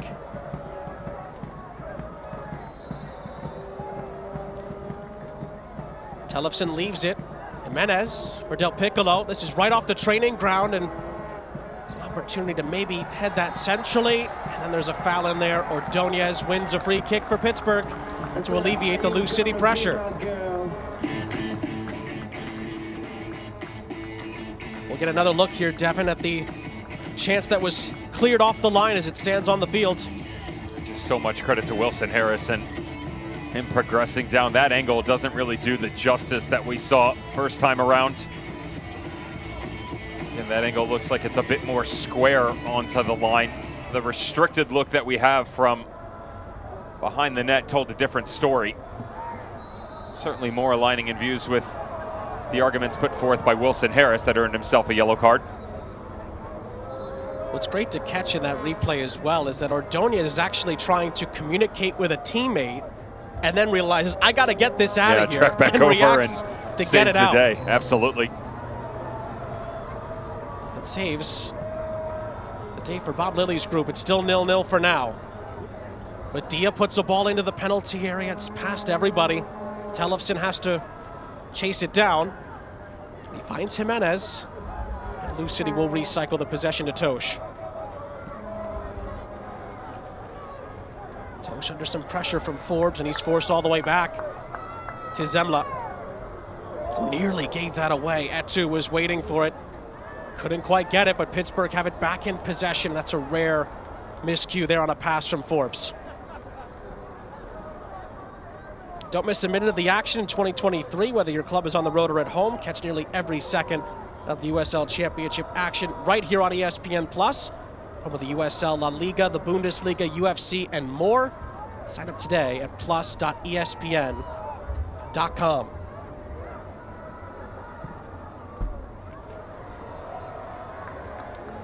Sean St. Jacques, Devin Kerr. We've seen a little bit of everything in this game, just no goals yet. Thanks for the reminder. Just saying. We had to pack a couple of raincoats, and it's been all over the place. Raincoats, dad jokes. Yeah. You never know what you're going to need on these journeys, do you? It's what's part of the fun.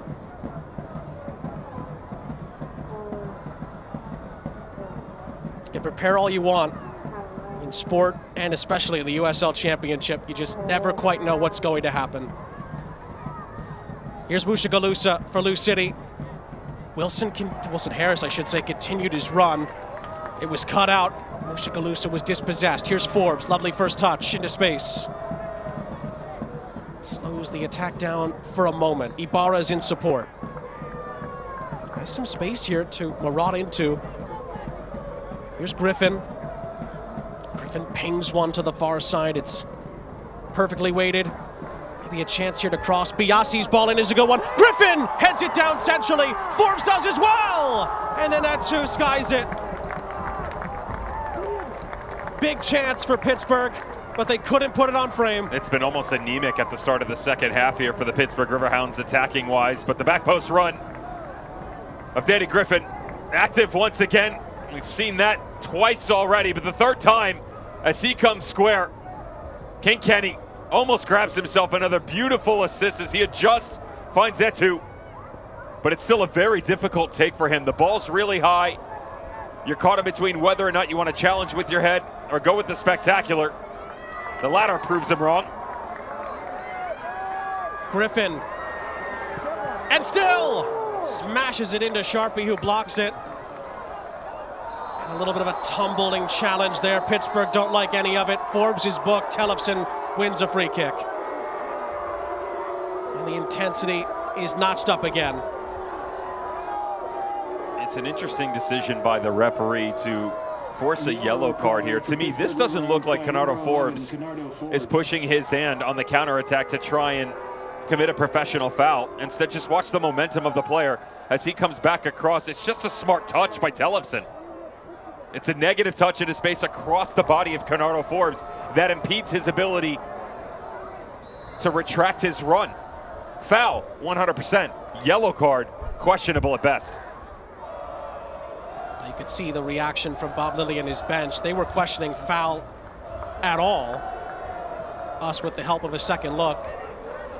think we can come to that consensus. Foul, yes. That yellow, is some of the movement I was talking about, though. Yeah. I understand that it comes off of a set piece or a corner, but Tellefson coming deep and just the recognition that whether it's in build-up and he's coming off of that front line or playing in the midfield ranks in general, that's a high footballing IQ on full display. Just the recognition that that little touch, he's either going to get away with it and they're going to be an open field on a counterattack, or he's going to be brought down. Either way, well done by Rasmus Tellefson in Lou City. And Tellefson won this ball back initially, but Ibarra heads it out of trouble, and Forbes controls. Biasi trying to clear the lines for Pittsburgh and wins a throw in the process. Forbes and Austin Saney having, I don't know if it's a continuation of the same conversation or maybe a part two here over another issue. Just another reminder how important this game is. Again, with a win and actually with a draw on goal difference, Pittsburgh would go back to the top of the Eastern Conference tonight, pending other results, but it would put them in the driving seat for now. Lou City could get within 2 points of Pittsburgh with a win, and they get within 3 of Charleston, who currently sit at the top. Although again, in the live table on goal difference, it is Pittsburgh right now.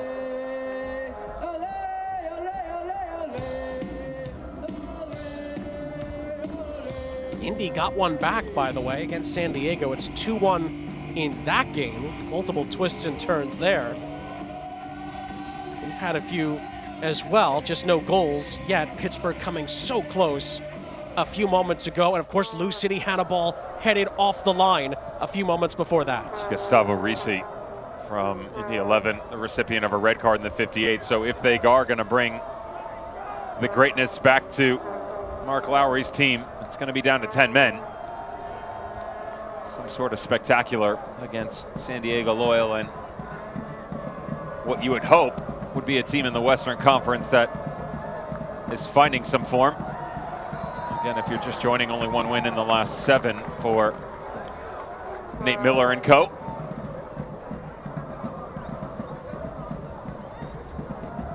Talk about a wild ride of a season. Nate Miller's San Diego Loyal have been on quite a roller coaster themselves, not only in the league but in Open Cup as well. Just ask the Seattle Sounders about that.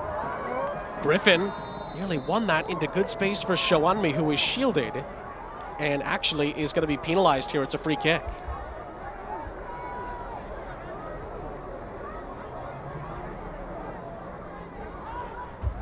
As we approach the hour mark in the Steel City, still looking for a telling blow between these two rivals. 9 unbeaten in the league for Pittsburgh, 9 unbeaten at Highmark for Lou City. Something has to give. The two fives collide there. It's well defended by Arturo Ordonez. It is a Pittsburgh goal kick at the end of the sequence. Danny Cruz has talked about the impact that Rasmus Tellefson has had at multiple junctures of this season, and it's just part of the system, the constant turnover, getting new pieces in around the core group, and Lou City just continue to go from strength to strength. Again, they've had a couple of rocky moments this season, the Sac Republic game certainly among them, but they just continue to show that they're one of the top teams. We've had multiple coaches tell us this season, no matter what happens, whether they win the title or not, they're the class team in this league. You have to go through them if you want to be successful in this league. And Lou City are showing again tonight they're a tough nut to crack. A reminder that as frustrating as things may have been at certain points in time, coming into the night, and regardless of opponent, Lou City hitting the 16-game mark. I mean, you've still got, what, 3 games in hand at that point in time on Charleston Battery. 3 games, 9 points, put you in first place. Right. So, again, there's so much to be argued here. A bird in the hand with 2 in the bush. What's the saying? That's right, you nailed it. Got it. Yeah. Okay, good. I got one thing right tonight. On. You certainly have to go and chase those points, but even as problematic as it's been at times, the perennial powerhouse that is Lou City, and certainly Danny Cruz over the past couple of seasons, still a main talking point in the USL Championship. And just to piggyback off of that, when Lou City need results late in the season, they tend to get them. Jimenez takes this short. Dia blocked out. Gibson will try to pick up the pieces here for Lou City, but he thinks better of it and sends it all the way back to Zemla.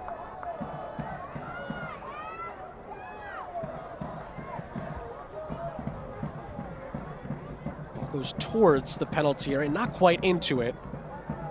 Headed away by Farrell. Hounds fans, we'd like to thank Piata Italian Street Food for Mike's Beer Bar is the official watch party location of the Pittsburgh Riverhounds SC. Meet me at Mike's. Visit them at several locations, including East Liberty, Oakland, Northway, South Hills. Just under half an hour of the 90 remains. The way this game is gone, we could have multiple twists and turns ahead of us here. Tosh just chipping it down the line. Ordonez off of Tellefson. Pittsburgh regains possession.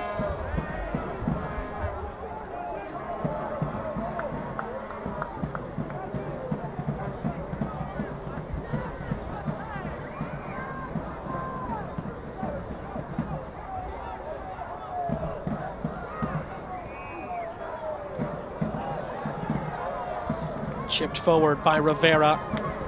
Etu tried to slide it through, had two choices. He ended up splitting the difference, and it ends up going right to Zemla. Forbes and Showunmi are making veering runs there.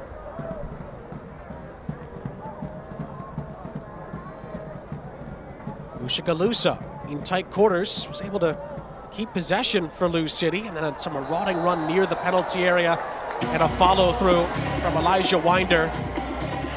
And Winder sees yellow. It's been a better job by not only Elijah Winder, but Lou City in general, occupying Mark Ibarra in that 6th spot centrally. It's opened up a lot more space. And as he beats him in the one-on-one matchup, Bernardo Forbes is tracking back on the pressure. That touch right there, though. Elijah Winder is looking for help over that right shoulder, but as Harris peels off, he doesn't have it. Has to go it alone. Touch gets away from him. And then just the mistake in general. That's one of the ones where if you don't get stuck in, you're allowing Pittsburgh to easily move up the field. But if you decide that you're going to continue forth, you're almost assuredly going to get yourself into trouble. Harris and Winder on yellows for Lou City. Etu and Forbes in the same boat for Pittsburgh.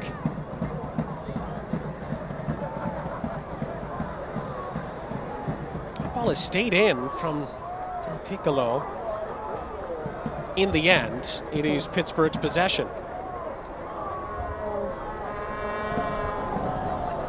Nothing separated these two when they met in the postseason last year. Ended up going to spot kicks. Lou City prevailed. We don't have that option tonight. There could still be a few moments that could really be game changers in this USL Championship playoff race.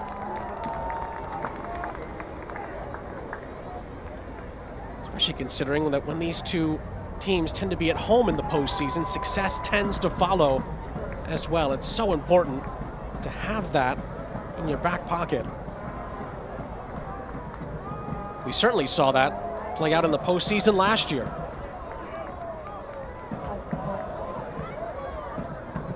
Ordonez switches the play. Headed in for Etu to chase. Etu has Dia on him, but he keeps it in play nicely. Nice run from Biasi, and his cross is blocked out for a corner. Set piece opportunity for Pittsburgh now, with just under 25 minutes of the 90 remaining.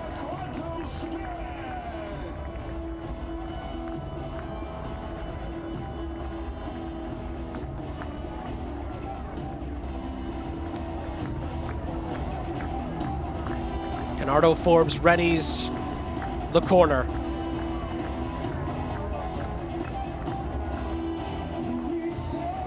In it comes. Oh, and there was a push on the way through there. Lou City will get a free kick, and the attack fizzles out for the Riverhounds here.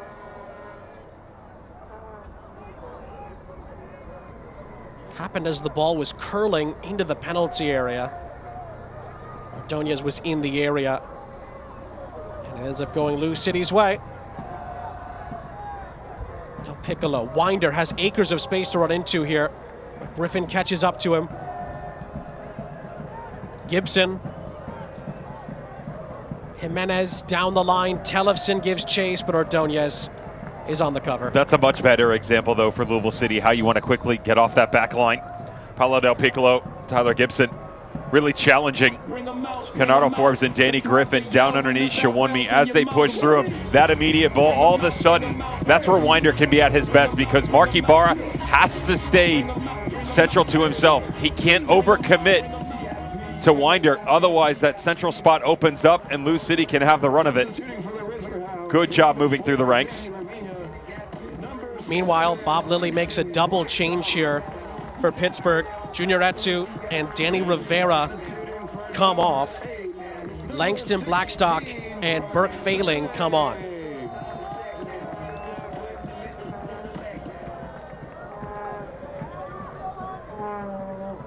So 2 changes there for Pittsburgh. First 2 changes either side have made in the match.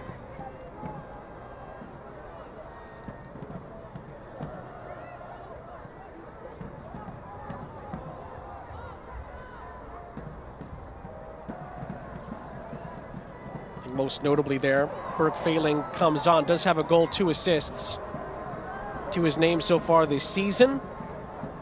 And Langston Blackstock, he's a like-for-like change, but can certainly make an impact himself.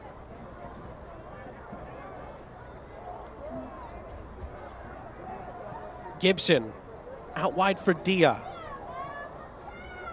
Dia curling one into the path of Mushagalusa.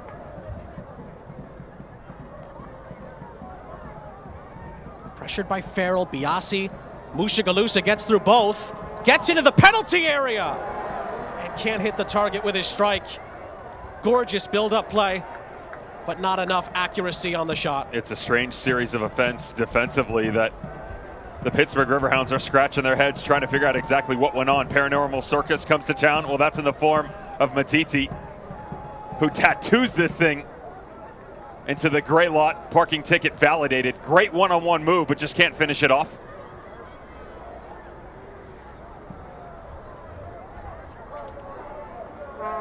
Want to watch the action from on the field here at Highmark Stadium? If so, make sure to call 412-865-GOAL to reserve the Icy Light corner kick suite today. Well, that is what Lou City continues to want more of from Enoch Mushagalusa. 2 and then a 3rd defender attending to him. He still gets the shot away, but not able to come close to hitting the target on that occasion. Sent forward by Luis Zamudio. Toast just about won the header over Shawunmi.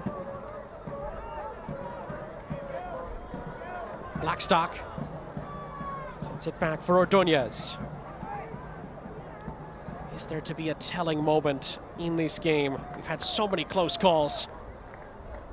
First major touch for Failing. Failing picks his head up, his cross into the middle, takes a deflection. Griffin's head is wide and the whistle goes. We love our fans. As a thank you for attending tonight. And I think that might have been against Shawunmi. In the end, he's the one that gets the talking to. How was the halftime content put up between the friends? Love the one with King Kenny, Kenardo Forbes, and Robbie Mertz. Kind of funny how when they asked who was the better player, they both pointed to each other. Also, who knew that Kenardo Forbes was a Chef Kenny? Yeah, Chef Kenny with the pop. That's right. Good for him. That's right. I want to know what's on top of the culinary delights for Kenardo Forbes. What is he going with? Is he going with the native stuff, some pigeon peas and rice? Is he branching out and maybe moved into the Steel City? Does he lock down a cheese stick? I don't know. I'd love to find out. These are the things going into the pregame calls that we want to know about. I'm sure the Steel Army has a good idea. How many more ways can Kenny Forbes assist you? My goodness. He's just that good.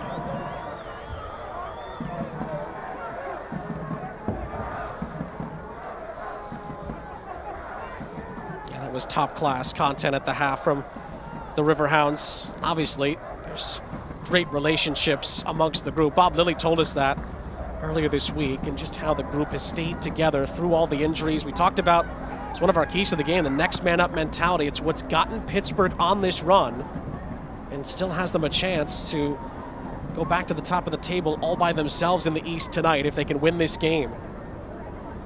But Blue City are a tight group as well. Dia, ball into the middle for Tellefson. He's too far out in front of him. And it's a Pittsburgh goal kick. That's definitely a better second half here for Louisville City. Not just the ability to find different outlets, they're more efficient on the ball, and certainly the relationships that you just addressed for the Pittsburgh Riverhounds starting to come into light for Danny Cruz in Louisville City. Amadou Dia, Matiti, Tellefson, and Oscar Jimenez have found some bright moments together. Elijah Winder and Wilson Harris, can you put it all into one package though? And that's the other thing is, Sean, you're going to go through games, and certainly Lou City knows this argument, but for the fans where it's not going to look magnificent at times. Certainly when you're on the road against Pittsburgh, you're going to hear that a lot. But if you can find a way to escape the difficult spots, which they did in the first half, and find a special moment in the second, that's all you can really ask for, right? There's a reason why they've gone 9 unbeaten at Highmark. And Danny Cruz lining up a couple of personnel to help. Oh, it's Failing! Doesn't count. Failing heads it in, flag is up, and Pittsburgh's big moment is wiped out by the offside flag.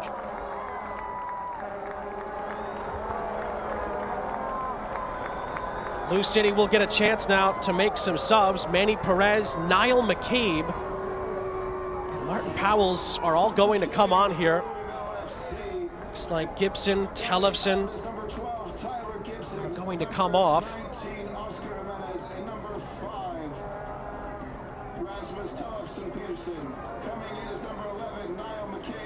This is a chance for Danny Cruz to shake things up after Lou City nearly conceded a goal. That would have been a pretty poor timing from a substitution standpoint, but the flag bails Lou City out here. And again, there's 3 changes in all. Powells gets right to work.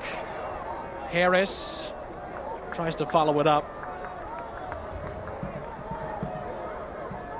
And what you want to watch is the back post run of Burke Failing, who unfortunately for the Pittsburgh Riverhounds had established himself in an offside position. The question was being, when the ball was hit, had he already reestablished? And no, that is not the case. Great job by the refereeing crew. And he tries to jump back into an onside position. Good recognition by Langston Blackstock that he had the runner on the backside. Shawonmi dragged one player with him, but unfortunately for the home squad, certainly an offense for Burke Failing.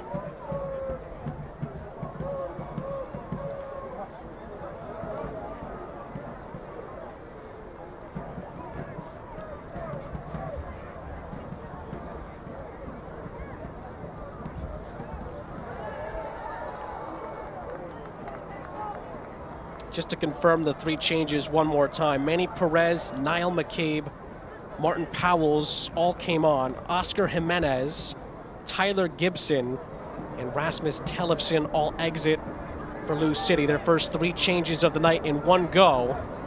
And with 15 minutes left, Pittsburgh scored, didn't count, and again, we stay at level pegging.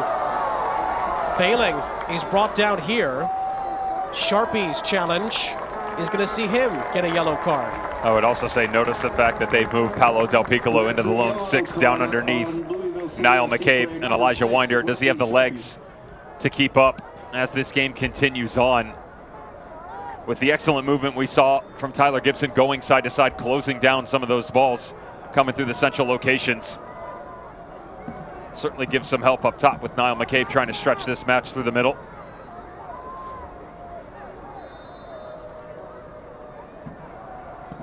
Confirmation on Sharpie's booking. Ibarra's ball is played in, headed out.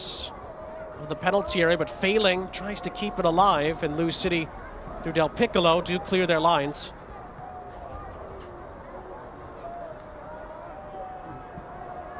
Now then, Biasi failing.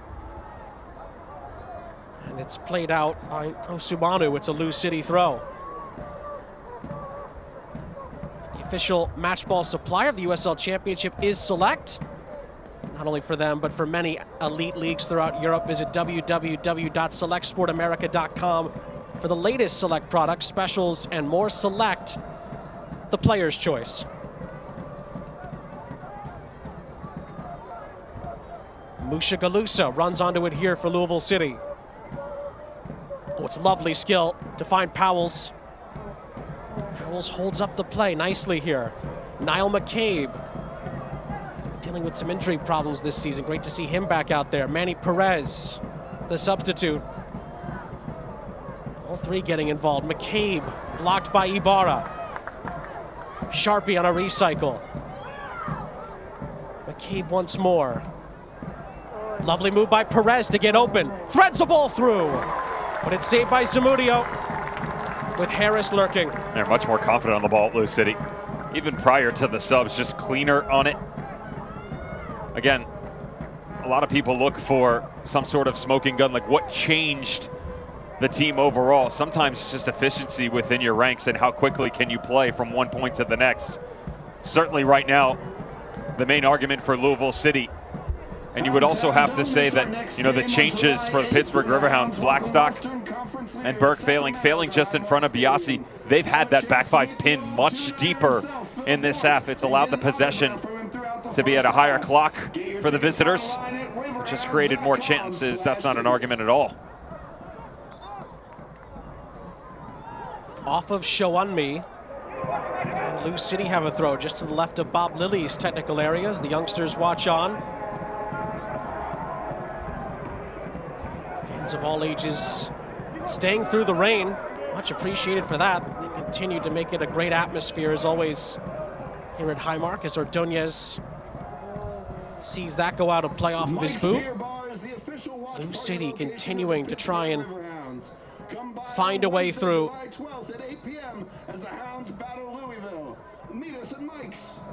Well, looks like Lou City might be bringing on Cameron Lancaster. We'll wait to convert that, to confirm that, I should say. Lancaster is having a talk with Danny Cruz as we speak. Sent forward by Ordonez.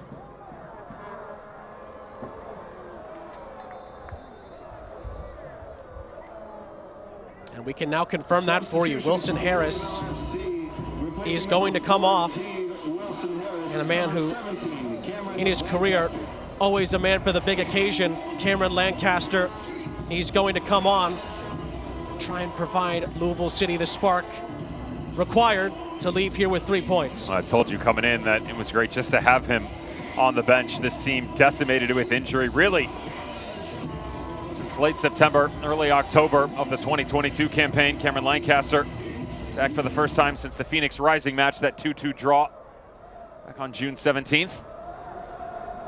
And Wilson Harris just, I don't necessarily want to say a night to be forgotten, but certainly struggled. As good as Lou City have been in the second, he started to find himself wandering throughout the match. Fresh legs up top in the 9 though. Perez, Powells, and McCabe, the 3 substitutes linking up here. Perez on the edge of the penalty area, swarmed by Blackstock and by Griffin. This is Dia. Closed down by Failing, but Mushagalusa is there in support. Del Piccolo wanted it. Mushagalusa plays it in instead, and Powells lunged for it, but got no contact on it. Just a reminder that after the game, players will be signing autographs on the field. I think it's going to stay with Pittsburgh on this near side, just by the corner flag for Blackstock to take a throw.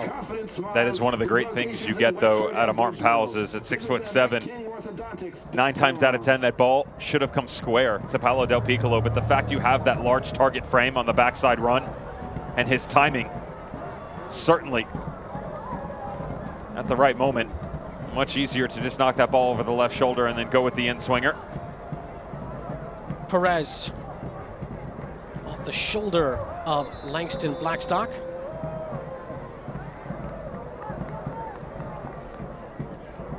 It's going to be a Lou City throw. Pittsburgh are getting a change ready as we speak.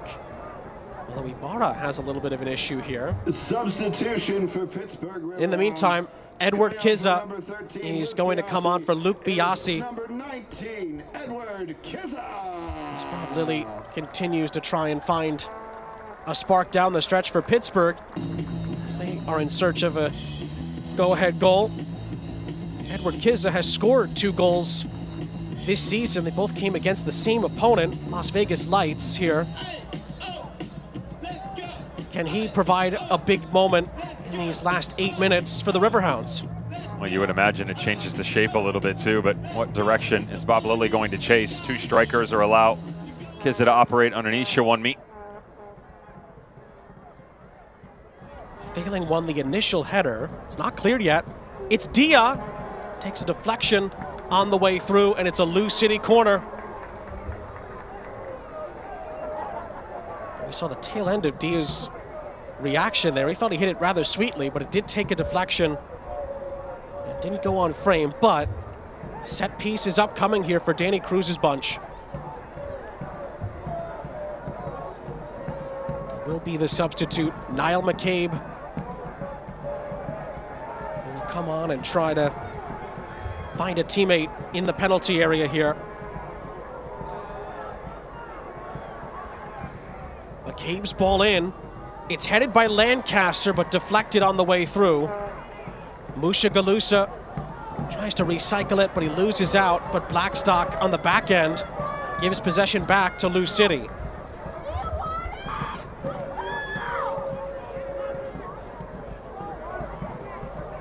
Perez. Back for McCabe. Another note from that Indy San Diego game. Devin, it's now 2-2. You can believe that. Of course it is. Because of course it is. Indy 11 down to 10 men and searching for a response. They get it. Is there anything left in that match is the real question. What a ball that is. Perez. Great cross into the middle. Chance for Lancaster to control. Tried to win a free kick, and he handled it on his way down. It's a Pittsburgh free kick instead. And Lancaster, for dissent here, sees yellow. Pittsburgh tried to get on with it. This will be brought back, but let a look. It's a double argument because it's not just necessarily the verbiage used towards the referee, but Cameron Lancaster prohibiting Mark Ibarra the opportunity to quickfire the other direction. Real major point addressed by the referees this season is the opportunity and chances created coming off of the dead balls to quickly go the other way. Headed into the penalty area with Pittsburgh trying to find a late moment. Musha Galusa looking for Powell's through the middle. Ordonez is on the cover, and Griffin is there in support. The USL on ESPN continues as the summer heats up. Memphis 901 FC and Aaron Malloy head to the Valley of the Sun to take on Manuel Arteaga and Phoenix Rising FC. It's Phoenix Rising, Memphis 901 tonight, 11 p.m. Eastern on ESPN2.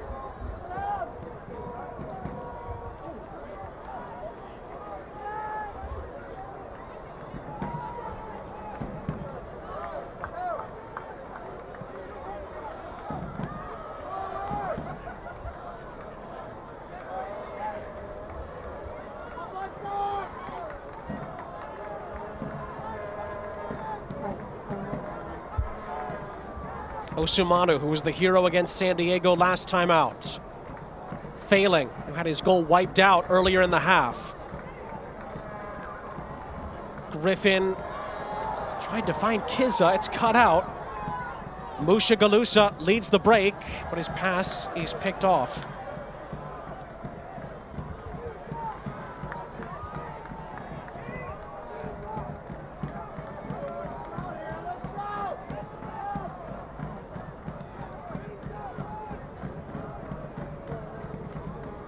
Ordonez. Mushagalusa, just under 4 minutes of the 90 left. Still time for some late drama here at Highmark. Mushagalusa goes down, referee not interested. Pittsburgh gets on with it, I should say. Ibarra gives it right back to Winder. McCabe. Some space here for Perez to work with. And Perez tried to split the difference there, but Langston Blackstock is on the case.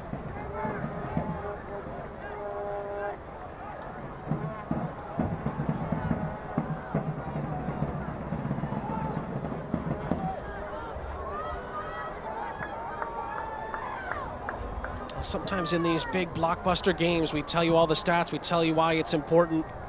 Sometimes there's just no difference between the two.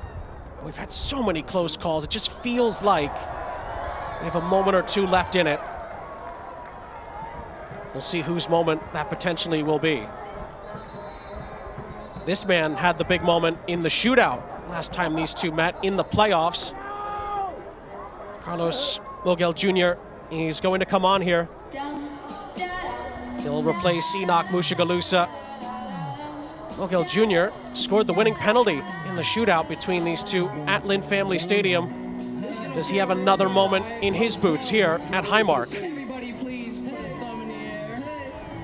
Pittsburgh are also going to make a couple of changes as well.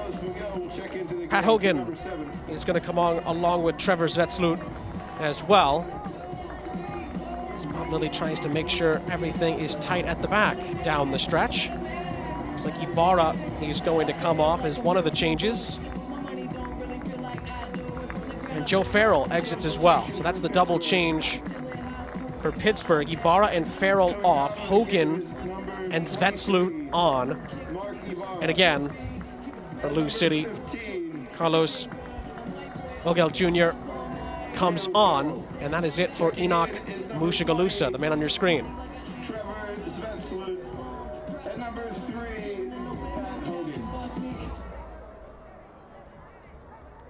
And the players coming off get serenaded by the late, great Mac Miller.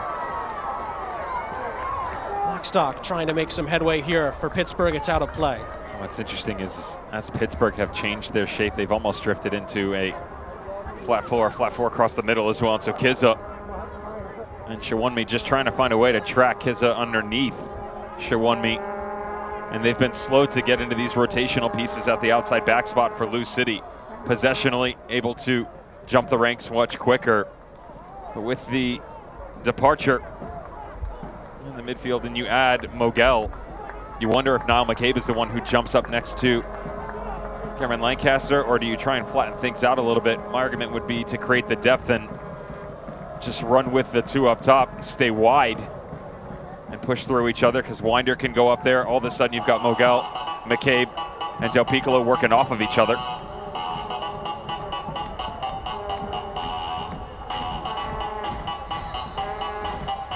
You know, the argument for Louisville City is, yeah, certainly we're going to chase a goal here, but friendly reminder, played 7 games, including a friendly in the month of July, and to continue this streak where even if they can't complete a 3-point movement tonight, you still grab another valuable one on the road, you still stay unbeaten. And 5 of those 7 home games, all of a sudden, Phil the Fan Parking is going to become a premium. You know, come the 29th, the end of July, a big promotion for that team, taking on Indy 11 Lipa FC. Certainly a great rivalry within USL Championship Eastern Conference.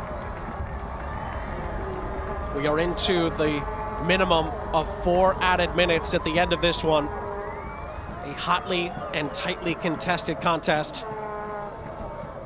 Lou City have a set piece. Niall McCabe gets ready to send this into the penalty area, trying to create a chance, trying to find a moment.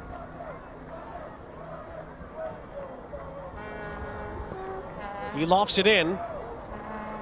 Zamudio catches for Pittsburgh.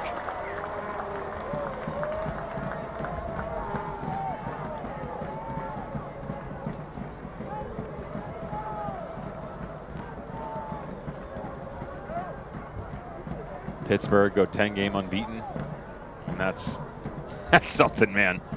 It's remarkable. Just under 33% of your season where you're able to maintain a positive result within. Bob Lilley can talk about, wanting to get healthy and find a way to get better in the overall disposition of the team, what they're bringing to the field of play. But to go 10 games unbeaten, I'm sure plenty of coaches around the USL Championship wish they could have the same argument. And on top of that, go back to last year, 12 unbeaten at home at Highmark as well. Talked about Lynn family being a fortress. Highmark is also a fortress in this league. 2 minutes left for someone to snatch some glory at the death. Tosh tries to facilitate it away from Show On Me. He sends it out of play. Still some anticipation here amongst the Riverhounds supporters.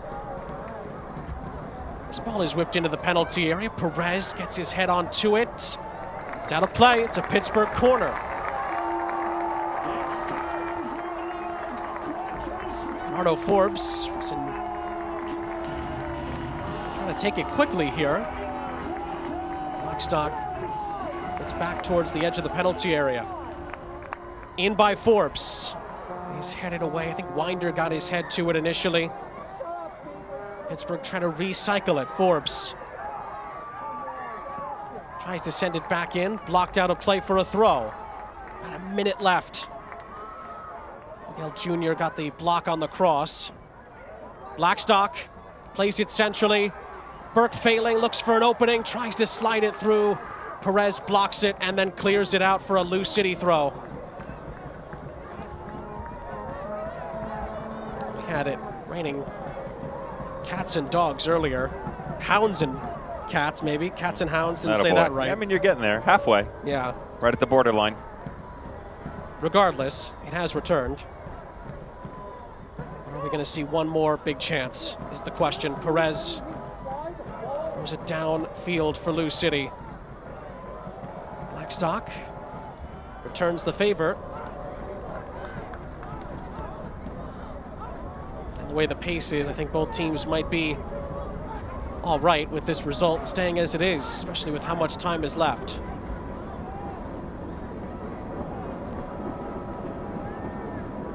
That's going to trickle out of play for a Pittsburgh goal kick. 4 minutes are up. Will there be one last chance, or are we just going to see this end here, waiting for Austin Saney's whistle? Sent forward by Zamudio. And the match ends here at Highmark. Well, it was a clash of the Titans in Pittsburgh tonight. Pittsburgh and Lou City finished 0-0 here in the Steel City. 10 matches unbeaten for Bob Lilley's group. Lou City continue to be very tough to beat when they go on the road. And in the end, after all of that, it is honors even. Luis Zamudio with a clean sheet. He is the Heineken man of the match.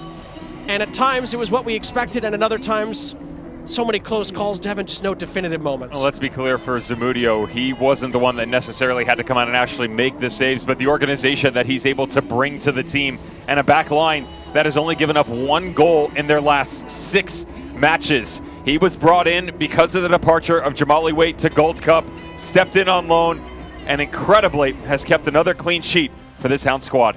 Pittsburgh goes back to the top of the table on goal difference, and it finishes here between the Riverhounds and Lou City, 0-0. We'll wrap it all up from Highmark next.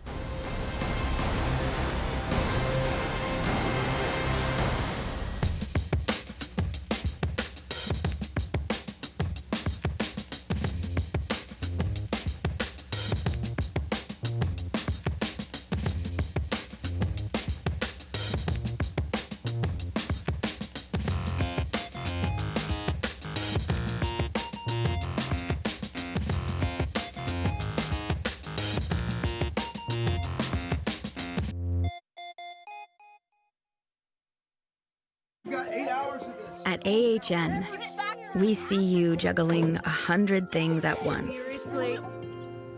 And slowing down, taking in every moment together. We see you finding time for what's important. And realizing when it's time, you don't have to go far. We gotta go. All right, I got you. I can fast. At AHN, we see you. It's 412 Celebrity Series Night at Highmark Stadium in Station Square on Saturday, July 8th. Join the Pittsburgh Riverhounds and two-time Stanley Cup champion Phil Borg for a night of professional soccer as the Riverhounds host Sacramento. Get there early for food and drink specials and enjoy music and entertainment in the tailgate zone. Follow Riverhounds SC on social for event details. Tickets as low as $18. Get yours today at riverhounds.com/tickets. Sean St. Jacques, Devin Kerr back here with you, wrapping things up in Pittsburgh. The Riverhounds and Lou City, it finishes 0-0. A really enthralling contest between these two, but no definitive moments on the score sheet in the end. And Pittsburgh do jump to the top of the table over Charleston on goal difference. Let's look at the full-time highlights between these two. A highly anticipated match coming in. And in the 26th minute, Pittsburgh were on the attack. And the argument here is going to be the fact that you've got 4 shots on target after 45 minutes, but only 1 that's actually able to hit the frame. There were good patterns of play for the Pittsburgh Riverhounds, but usually decision-making escaping them come the final 20 yards in. Even off the half chance from distance, Ollie Zemla off his line, still able to recover and punch it up over to the bar. Let's transition to the recovery by Louisville City. Certainly one of the best opportunities, if not the best of the night. The argument here for Wilson Harris is that the ball's across the line. Does he have one? Notice the acceleration. Gets right around on the outside as Joey Farrell slipped it over. Good ball back across. Winder on the touch. The deflection. Does it cross the end line? You be the judge. Referee says no, and we play on. 55th minute. Pittsburgh again trying to breach the Lou City back line. This is really where they had the best of them. It was the long balls on the diagonal, whether in transition or possession style. Even on the secondary pop that comes back through. Great job by Kennardo Forbes. Notice as he's just trailing here, it's perfect technique. Heads it square. You've got the trailing run by Junior Etu. But to pull this off, something out of the spectacular. I would have led with the head. Instead, because of his momentum leaning back, he goes with the foot up over the top of the bar. 17 shots tonight, Sean. Only one of which actually hit the target. Remarkable. And there were so many tight, close calls. Should mention as well, Burke Failing did find the back of the net for Pittsburgh. It was ruled out for offside in the end. And as the rain continues to come down in Pittsburgh, we reflect on a 0-0 between two of the Titans of the East. Lou City fans can look and say, oh, it's another game. It's another one we didn't get. Yes, but you didn't drop points either. So you still have that momentum. Pittsburgh Riverhounds, 10 games unbeaten. Tip of the cap and keep moving.